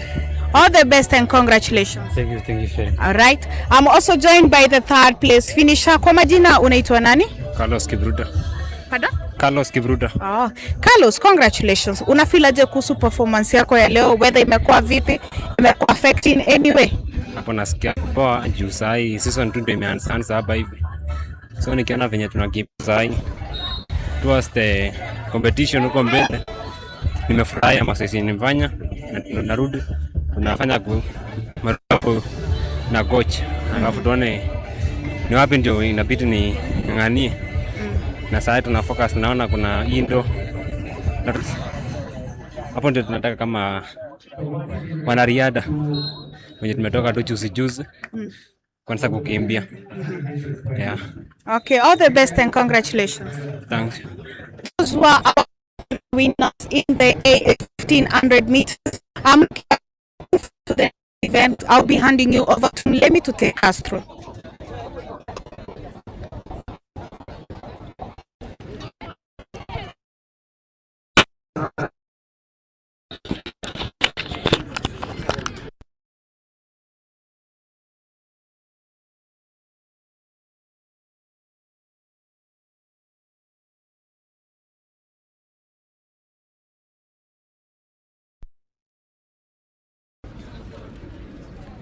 Thank you very much, Charity, for that interview from the winners of the 1,500 meters men final. As we head over now to the 100 meters women final. Lane number 1 will have Eunice Kadogo. Lane number 2, Mary Sophia. Lane number 3, the South African based Laventa Luvando Amutavi. Lane number 4, Millicent Doro. Lane number 5, Lillian Diana. Lane number 6, Lea Chemutai. And in lane number 7, Jacqueline Adoyo.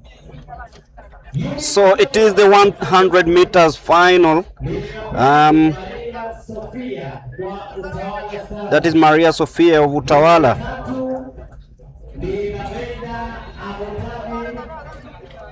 That's Lavenda Mutavi in lane number 3. Millicent Ndoro just won the 200 meters. Lillian Diana Aoko Owako, who finished second the 200 meters, and that is Lea Chemutai Chasebe of KDF, and that is Jacqueline Adoyo of Nairobi. That is the lineup for the 100 meters. No, Esther Bagari didn't make it to the final. The national champion missing out in this one, but now it's time for someone else to try take this second meet of the Athletics Kenya track and field. And we're live from the THIKA Stadium. First, it is the 100 meters women final. Greg, we have Laventa Amutavi in this particular final. She came all the way from South Africa to compete in the AK series. Do you see something that I'm seeing? Do you see anything? I think she's improved a lot, yes. Yeah, and especially in her takeoff and of course the endurance towards the last 30.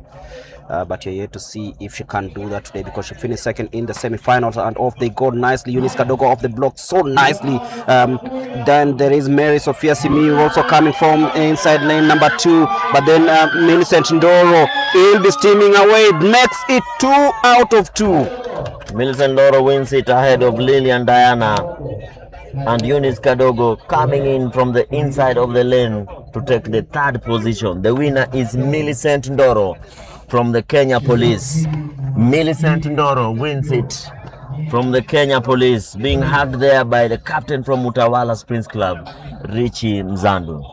Millicent Ndoro just won the 200 meters a few weeks ago. She's gone ahead to win this 100 meters, and she says this is her year. She's just shown it. After the 200 meters, she's done it. In the 100 meters, back-to-back champion. Look at that. Eunice Kadogo, the former national champion, former national record holder. Then came in Mary Sophia, the young lady from the Utawala Springs Club. Then there was Lavenda Amutavi, Millicent Ndoro, Lillian Diana Aoko, Lea Chemutai, and Jacqueline Adoyo. That was a very tight race, but as expected, Millicent Ndoro, the winner of the 200 meter, just took that one away from the rest of the field. The experienced Millicent Ndoro, 40-year-old, takes the win of the 100 meters as we watch the replay from our producers. Down in the Adidas track, attire is Laventa Mutavi in lane number 4. The 100 meters will also be very interesting because in the men's category, George Kimani, Isaac Omuro, Ronald Kiprono Koech, Babu Meshak, Simani Regau, Elkana Kiprotich Sabila, and Moses Wasike.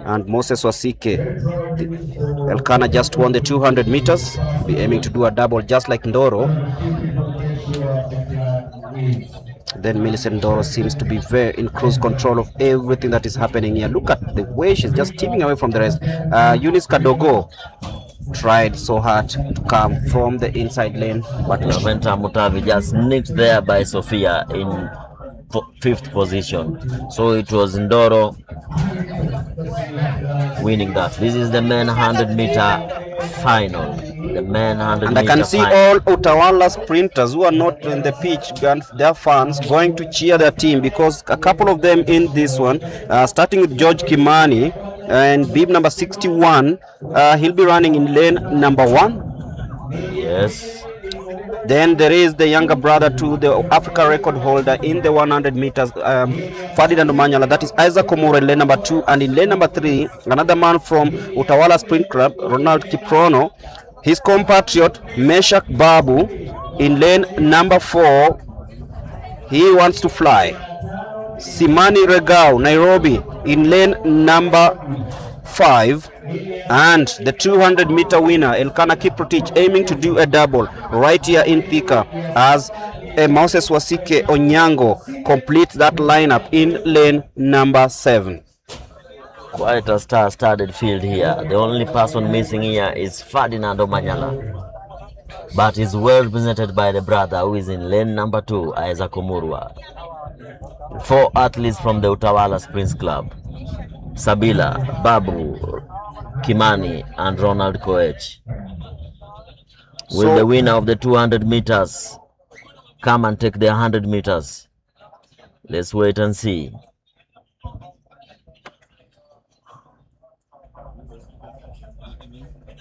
The dust settling, it will be up in a bit, but the athletes will be flying. So that's the start of the 100 meters off the go nicely. Meshak Babu got off the block so nicely. Omuru are taking that early lead, but then watch out for Meshak Babu. Elkana Kiprotich coming in, and it is Meshak Babu who just about won that one spectacularly. Oh my, was it Meshak Babu or was it Sabila?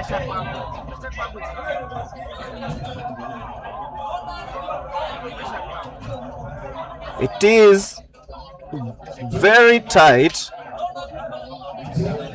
That was very, very tight. Is it Meshak or Elkana Sabila? We'll be waiting to see that.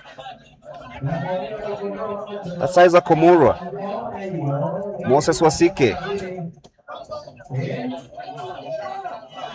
This was a very fast race, I tell you.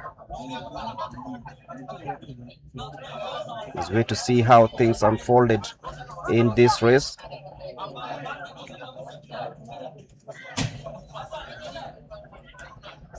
Calm and collected. This is how things unfolded.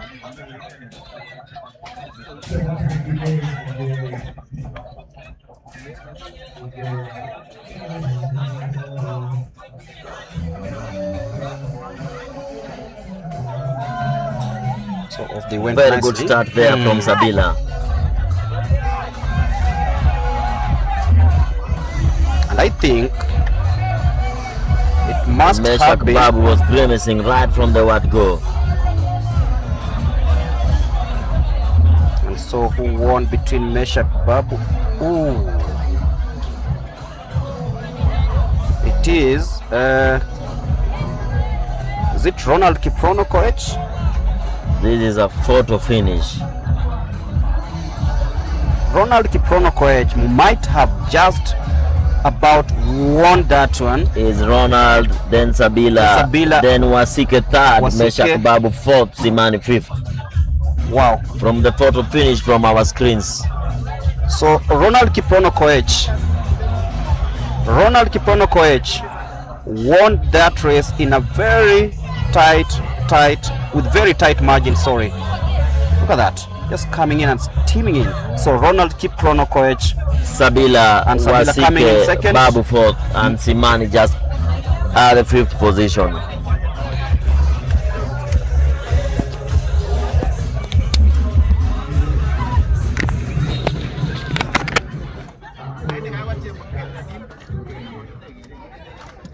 Simani, do you have a nickel?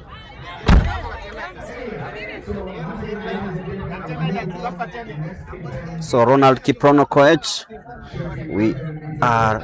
Oh, I think Sabila might have won that one because I look at the way the images have been frozen here. I, I, I just think it is Sabila who beat Kiprono to that. Wasike in third and Meshak Babu in fourth.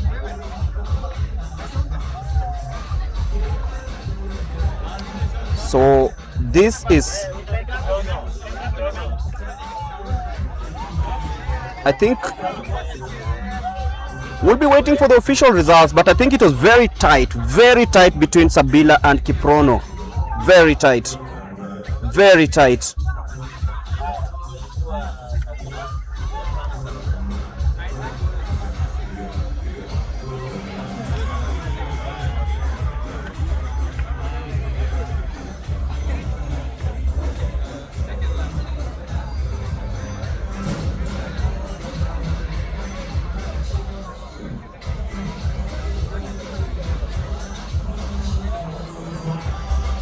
So that's the end of the 100 meters.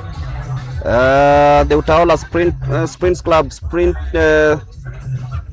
in frenzy right now because they dominated the sprints here at the THIKA Stadium. Seeing results there, Kiprono Koech winning, Elkana Sabila in second, and Moses Wasike in third. Meshak Babu came in fourth, and Simani Regao might have just sneaked in fifth.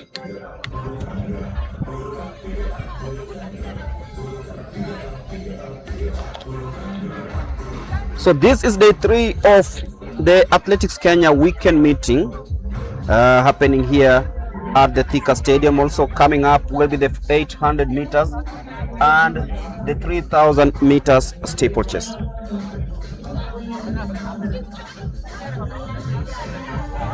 So we'll have the men 800 meters and the 3000 meters steeplechase men final.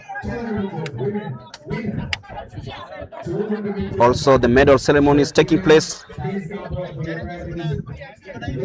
in the field as we also line up a couple of interviews with Charity already at the trackside to speak to the podium finishers in the 100 meters.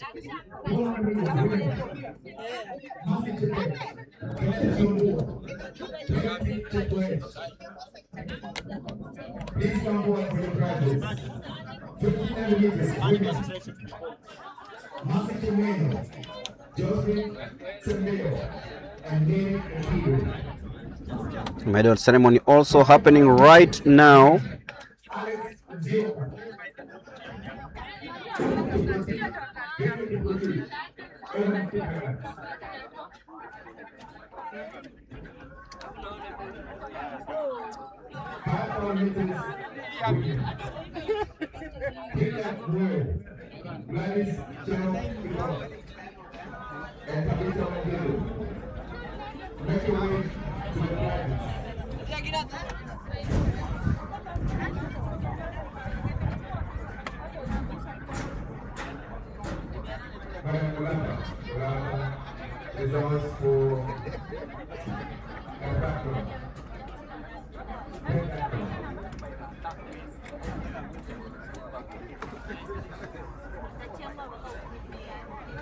So waiting for the next race in this one.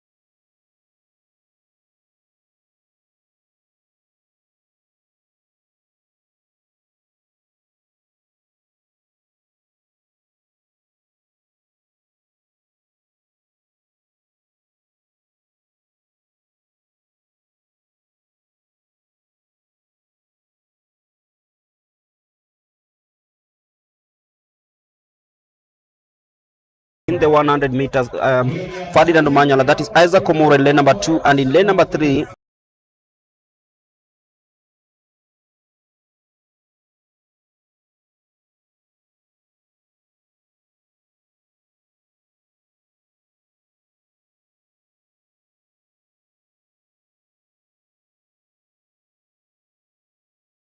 the Africa record holder in the 100 meters, Ferdinand Omanyala, that is Isaac Omoro in lane number 2, and in lane number 3, another man from Utawala Sprint Club, Ronald Kiprono, his compatriot Meshak Babu in lane number 4, he wants to fly. Simani Regau, Nairobi in lane number 5, and the 200-meter winner Elkana Kiprotich aiming to do a double right here in Thika as Moses Wasike Onyango completes that lineup in lane number 7. Quite a star-studded field here. The only person missing here is Ferdinand Omanyala, but is well represented by the brother who is in lane number 2, Isaac Omurwa. 4 athletes from the Utawala Springs Club: Sabila, Babu, Kimani, and Ronald Koech. Will the winner of the 200 meters come and take the 100 meters? Let's wait and see.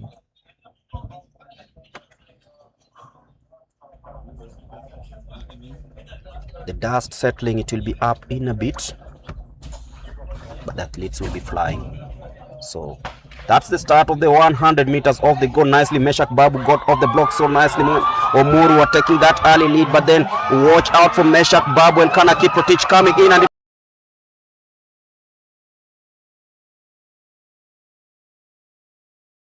so nicely. Omuru are taking that early lead, but then watch out for Meshak Babu and Elkana Kiprotich coming in.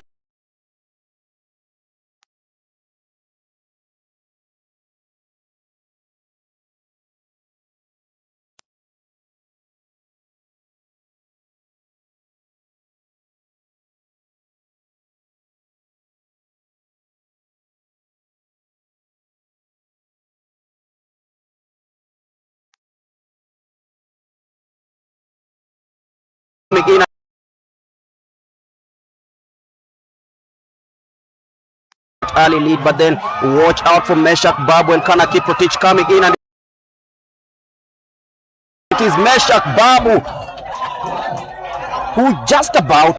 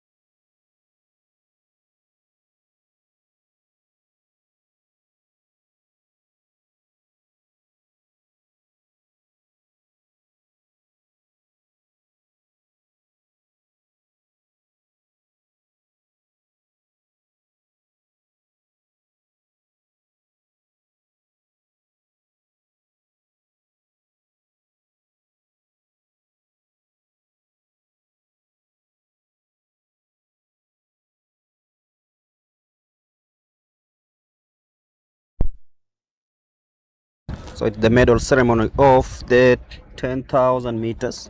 There we go. That is Zakaria Kihika, who emerged third, being presented to the dummy check by Senior Vice President Athletics Kenya, Mr. Paul Mutui. Second position. Remember, we are waiting for the start of 800 meters. Second position, Apenas Kioko. Second position, Apenas Kioko. Atanas Kioko, who came in second, bags his Second position, prize of 15,000 Kenya shillings from the sponsors.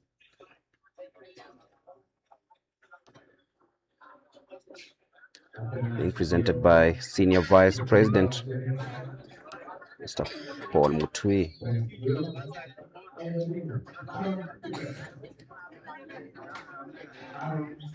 And the winner of this edition in the 10,000 meters, Aaron Kibet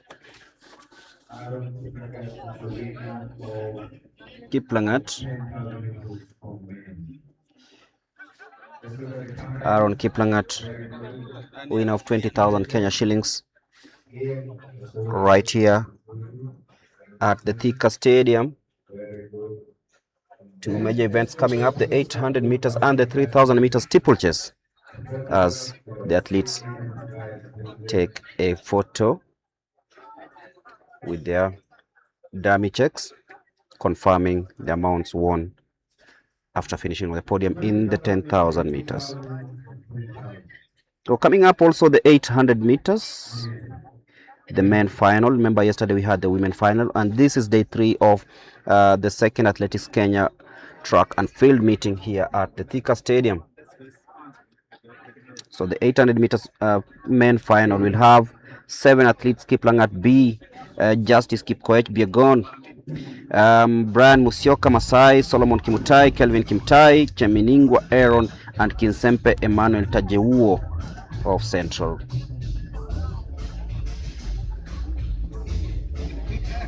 So waiting for the 800 meters. We'll be back in a bit.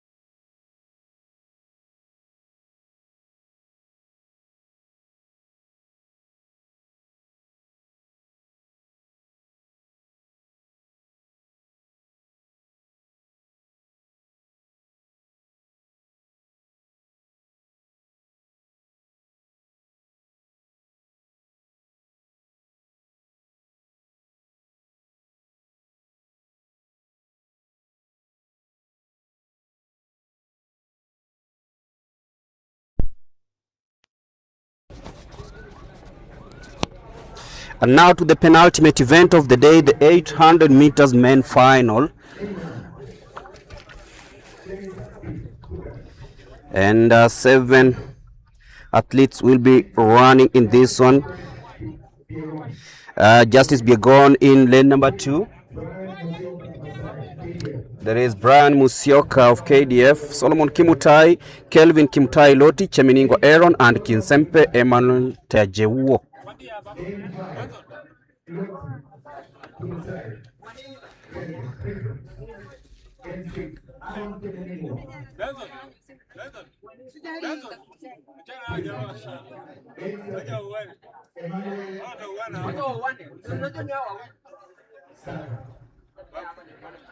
So this is the 800-meter race, the final for the men. Aaron Cheminingo, the tall figure, favorite in this one. Big Biegon also in that one. Kelvin Loti is also here, trying to see if he can actually replicate what the good performances he's had over the years in this one. So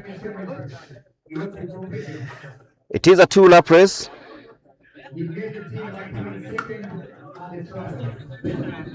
Cheminingwa and Kevin Loti sizing up each other, 2 laps on track.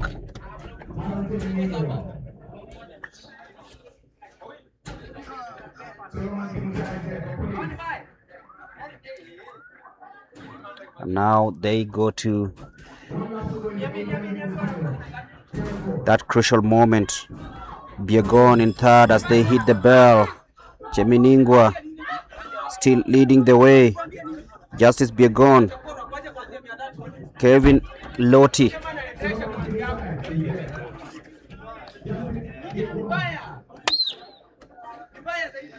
It is Solomon Kimutai, Aaron Cheminingwa, and Kevin Loti there in bib number 318, the guy from the World Championship. So Cheminingwa checks over his shoulder, comes over the curve, on the curve, comes in nicely. Cheminingwa, he looks fired up, and Loti tries responding. It is going to be very interesting. Will it be Loti or Cheminingwa?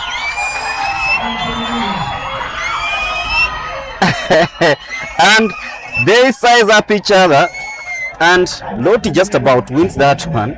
What were they doing? That one in, if the rules will be followed to the latter, Cheminingwa should be getting a red card for obstructing the other athletes. Did they want to do a photo finish? No, it was not a photo. Just in Kiswahili they say alija. And raising his hands before the finishing line. I think he was pointing from the right. He was pointing on Loti's side. And that is what I'm telling you. He pointed when Loti was coming from his right hand side. So he was pointing on the right, then Loti was coming on that right hand side. You'll see it from the replay. Wow. It's amazing. It's just to amazing. understand the rules, you are not supposed to obstruct another athlete. Were they not communicating? What if you were communicating? They are not teammates. If it was Cheminingwa and Alan Kipyego, those are teammates.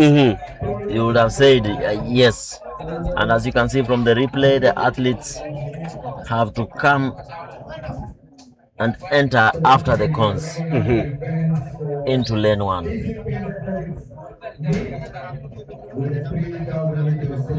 The winner, Loti, was at the World Championship in Tokyo last year in the 800 meters. It's also the national champion.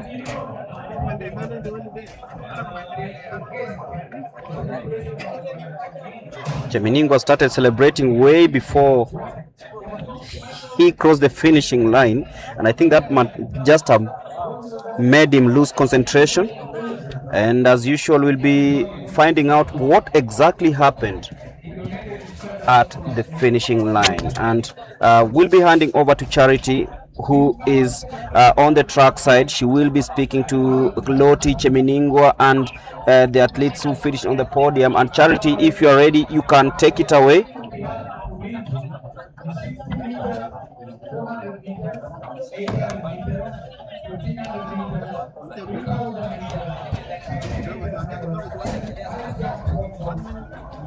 And I'm being informed that that interview will be up in just a while. But then look at Cheminingwa. Why was he checking over his shoulder? He was tired. That's why I kept checking left and right. Then just as you can see, he moved to lane 2 because he expects people to be overtaking from that side. And then look at Loti, the way he responded in that. Loti responded that, and just as he was passing, he raised his hand and even obstructed him. For a man who has run 142, I don't think that's wise of him. That's why we are here. We have to educate the public and the athletes on what should be and what should not be done. When he went to lane 2, it means somebody would overtake from the... Was he telling Loti to take lane number 3? No. Because he was all over. He kept checking right and left to see who else was coming. Wow, it's interesting. Let us wait and see. We hope there will be no penalties for this particular meet. And just about the start of the 3,000 meter steeplechase. It is the final for this one in the men's category. Remember, the ladies have done it already, and this should be the last event of the day. Yes, this is the last event of the day here at the THIKA Stadium.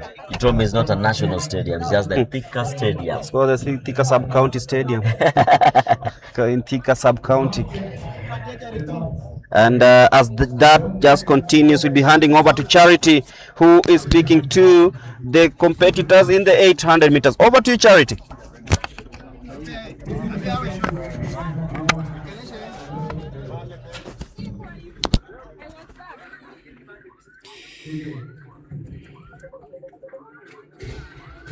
Only number one. Only number one.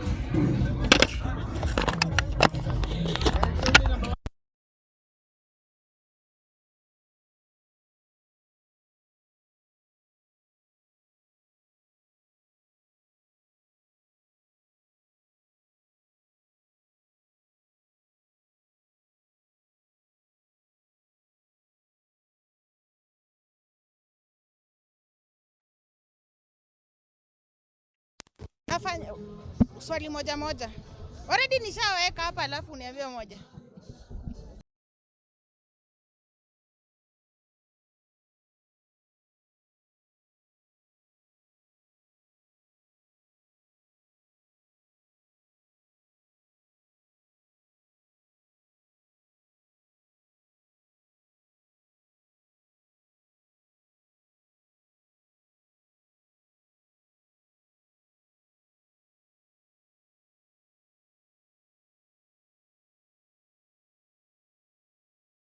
So much, Mlemi. As we continue with the 3,000 meter steeplechase, I'm joined here by Kelvin Kimtail.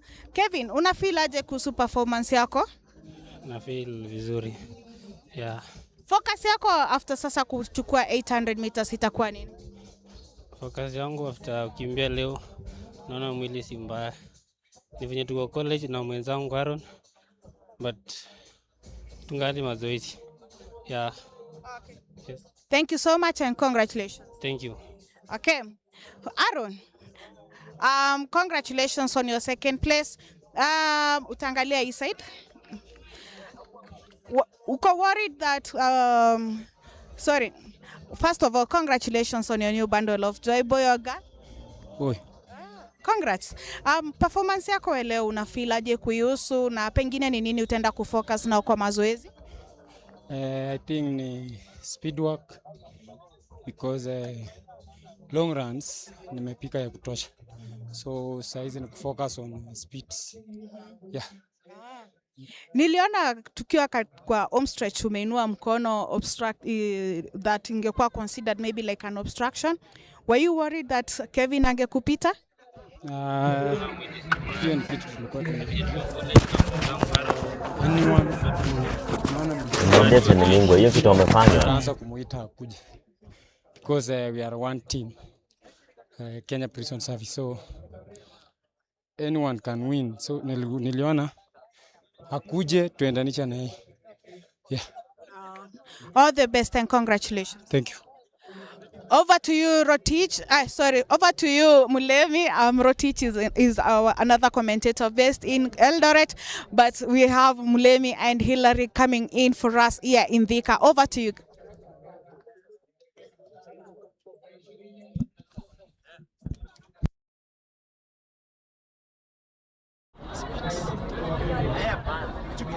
Niliona tukiwa kwa home stretch tumeinua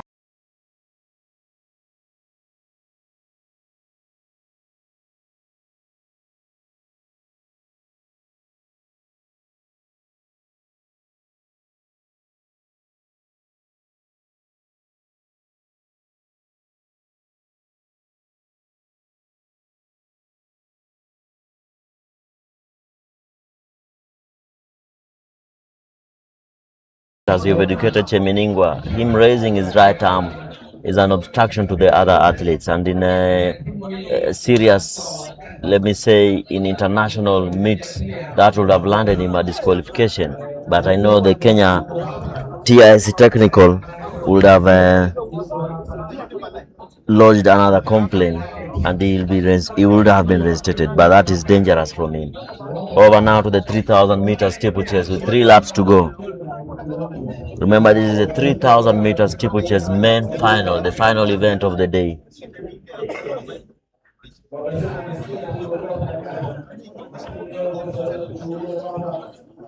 Three laps to go, 1,200 meters to go in this steeplechase main final.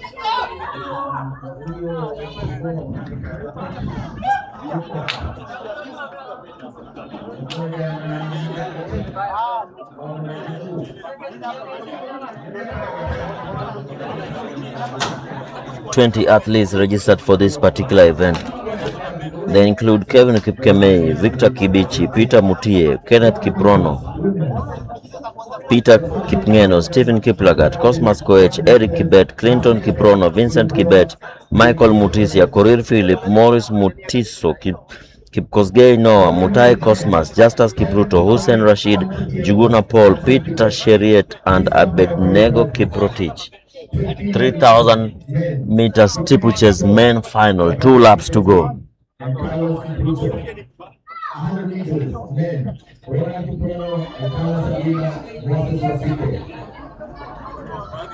In the lead is Peter Kipngeno Rono.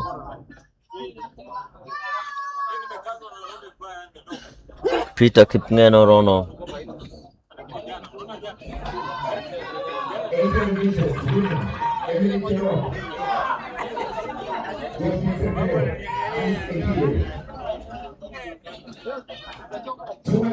$800 meters to go.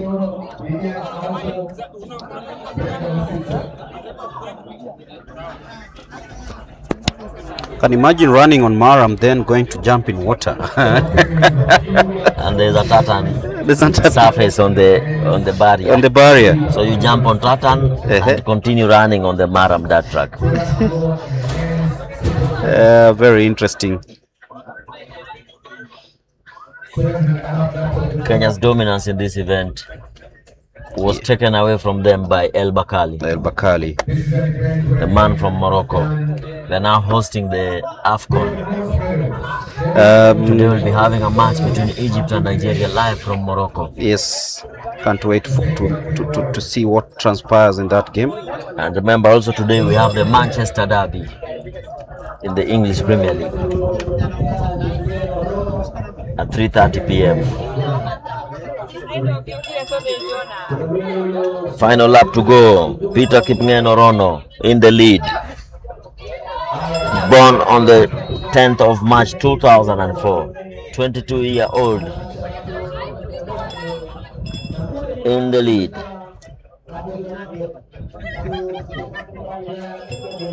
Remember, we're live at the THIKA Stadium.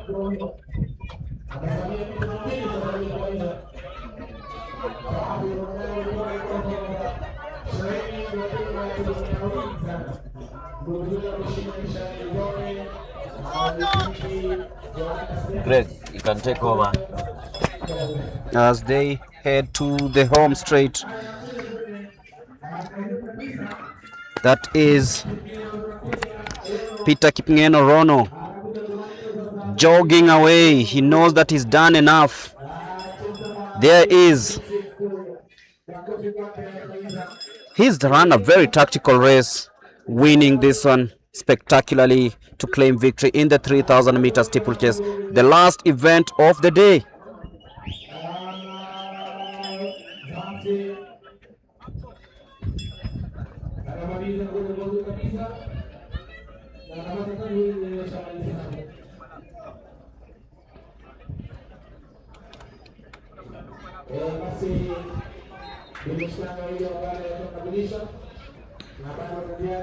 That is the 3,000 meter steeplechase just ending. And how do you summarize the 3 days of action, you being a coach and also coming into the booth and talking about it to everyone who's viewing globally?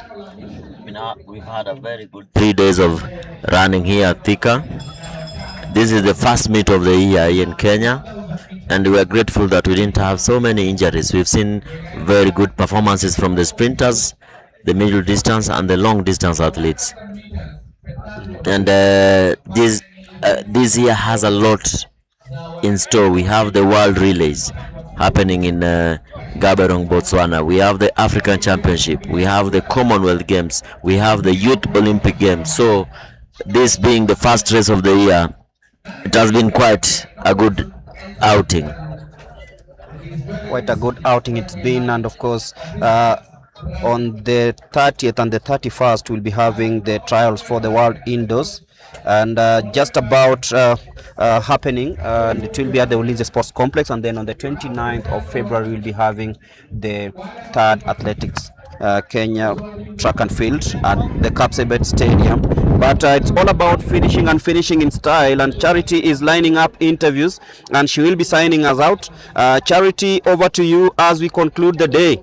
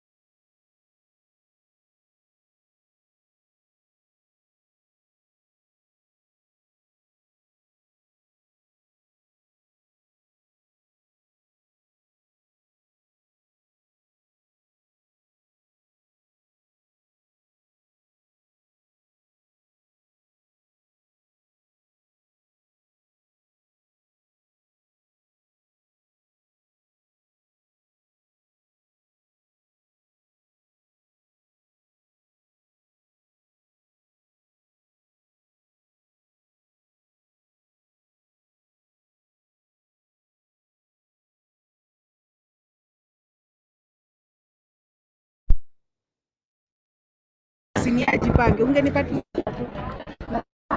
ojiwe na ngige. Tunaweza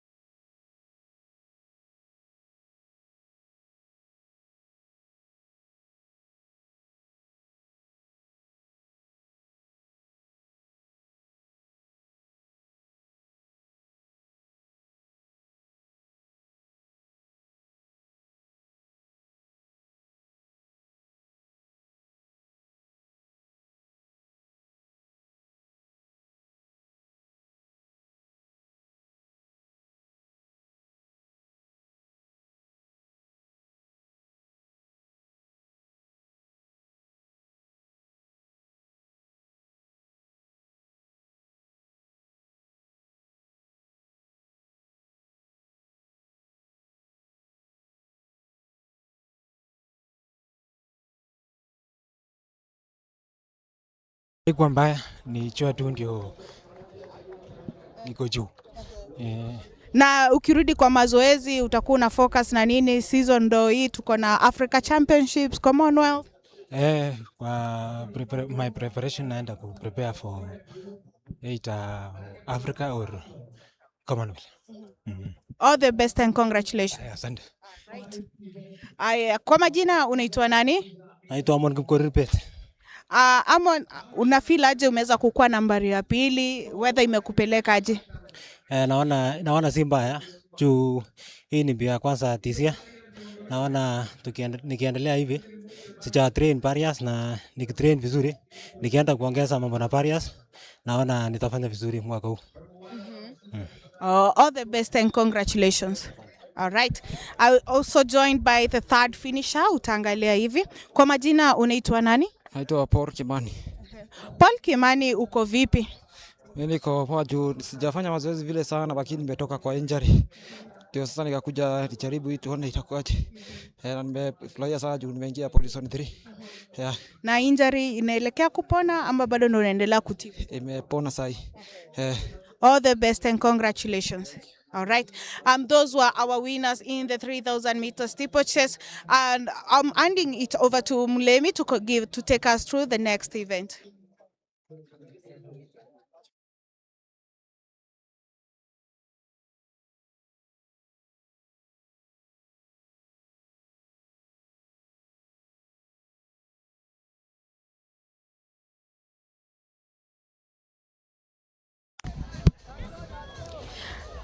Thank you so much, Mlemi. As we continue with the 3,000 meter steeplechase, I'm joined here by Kelvin Kimtail.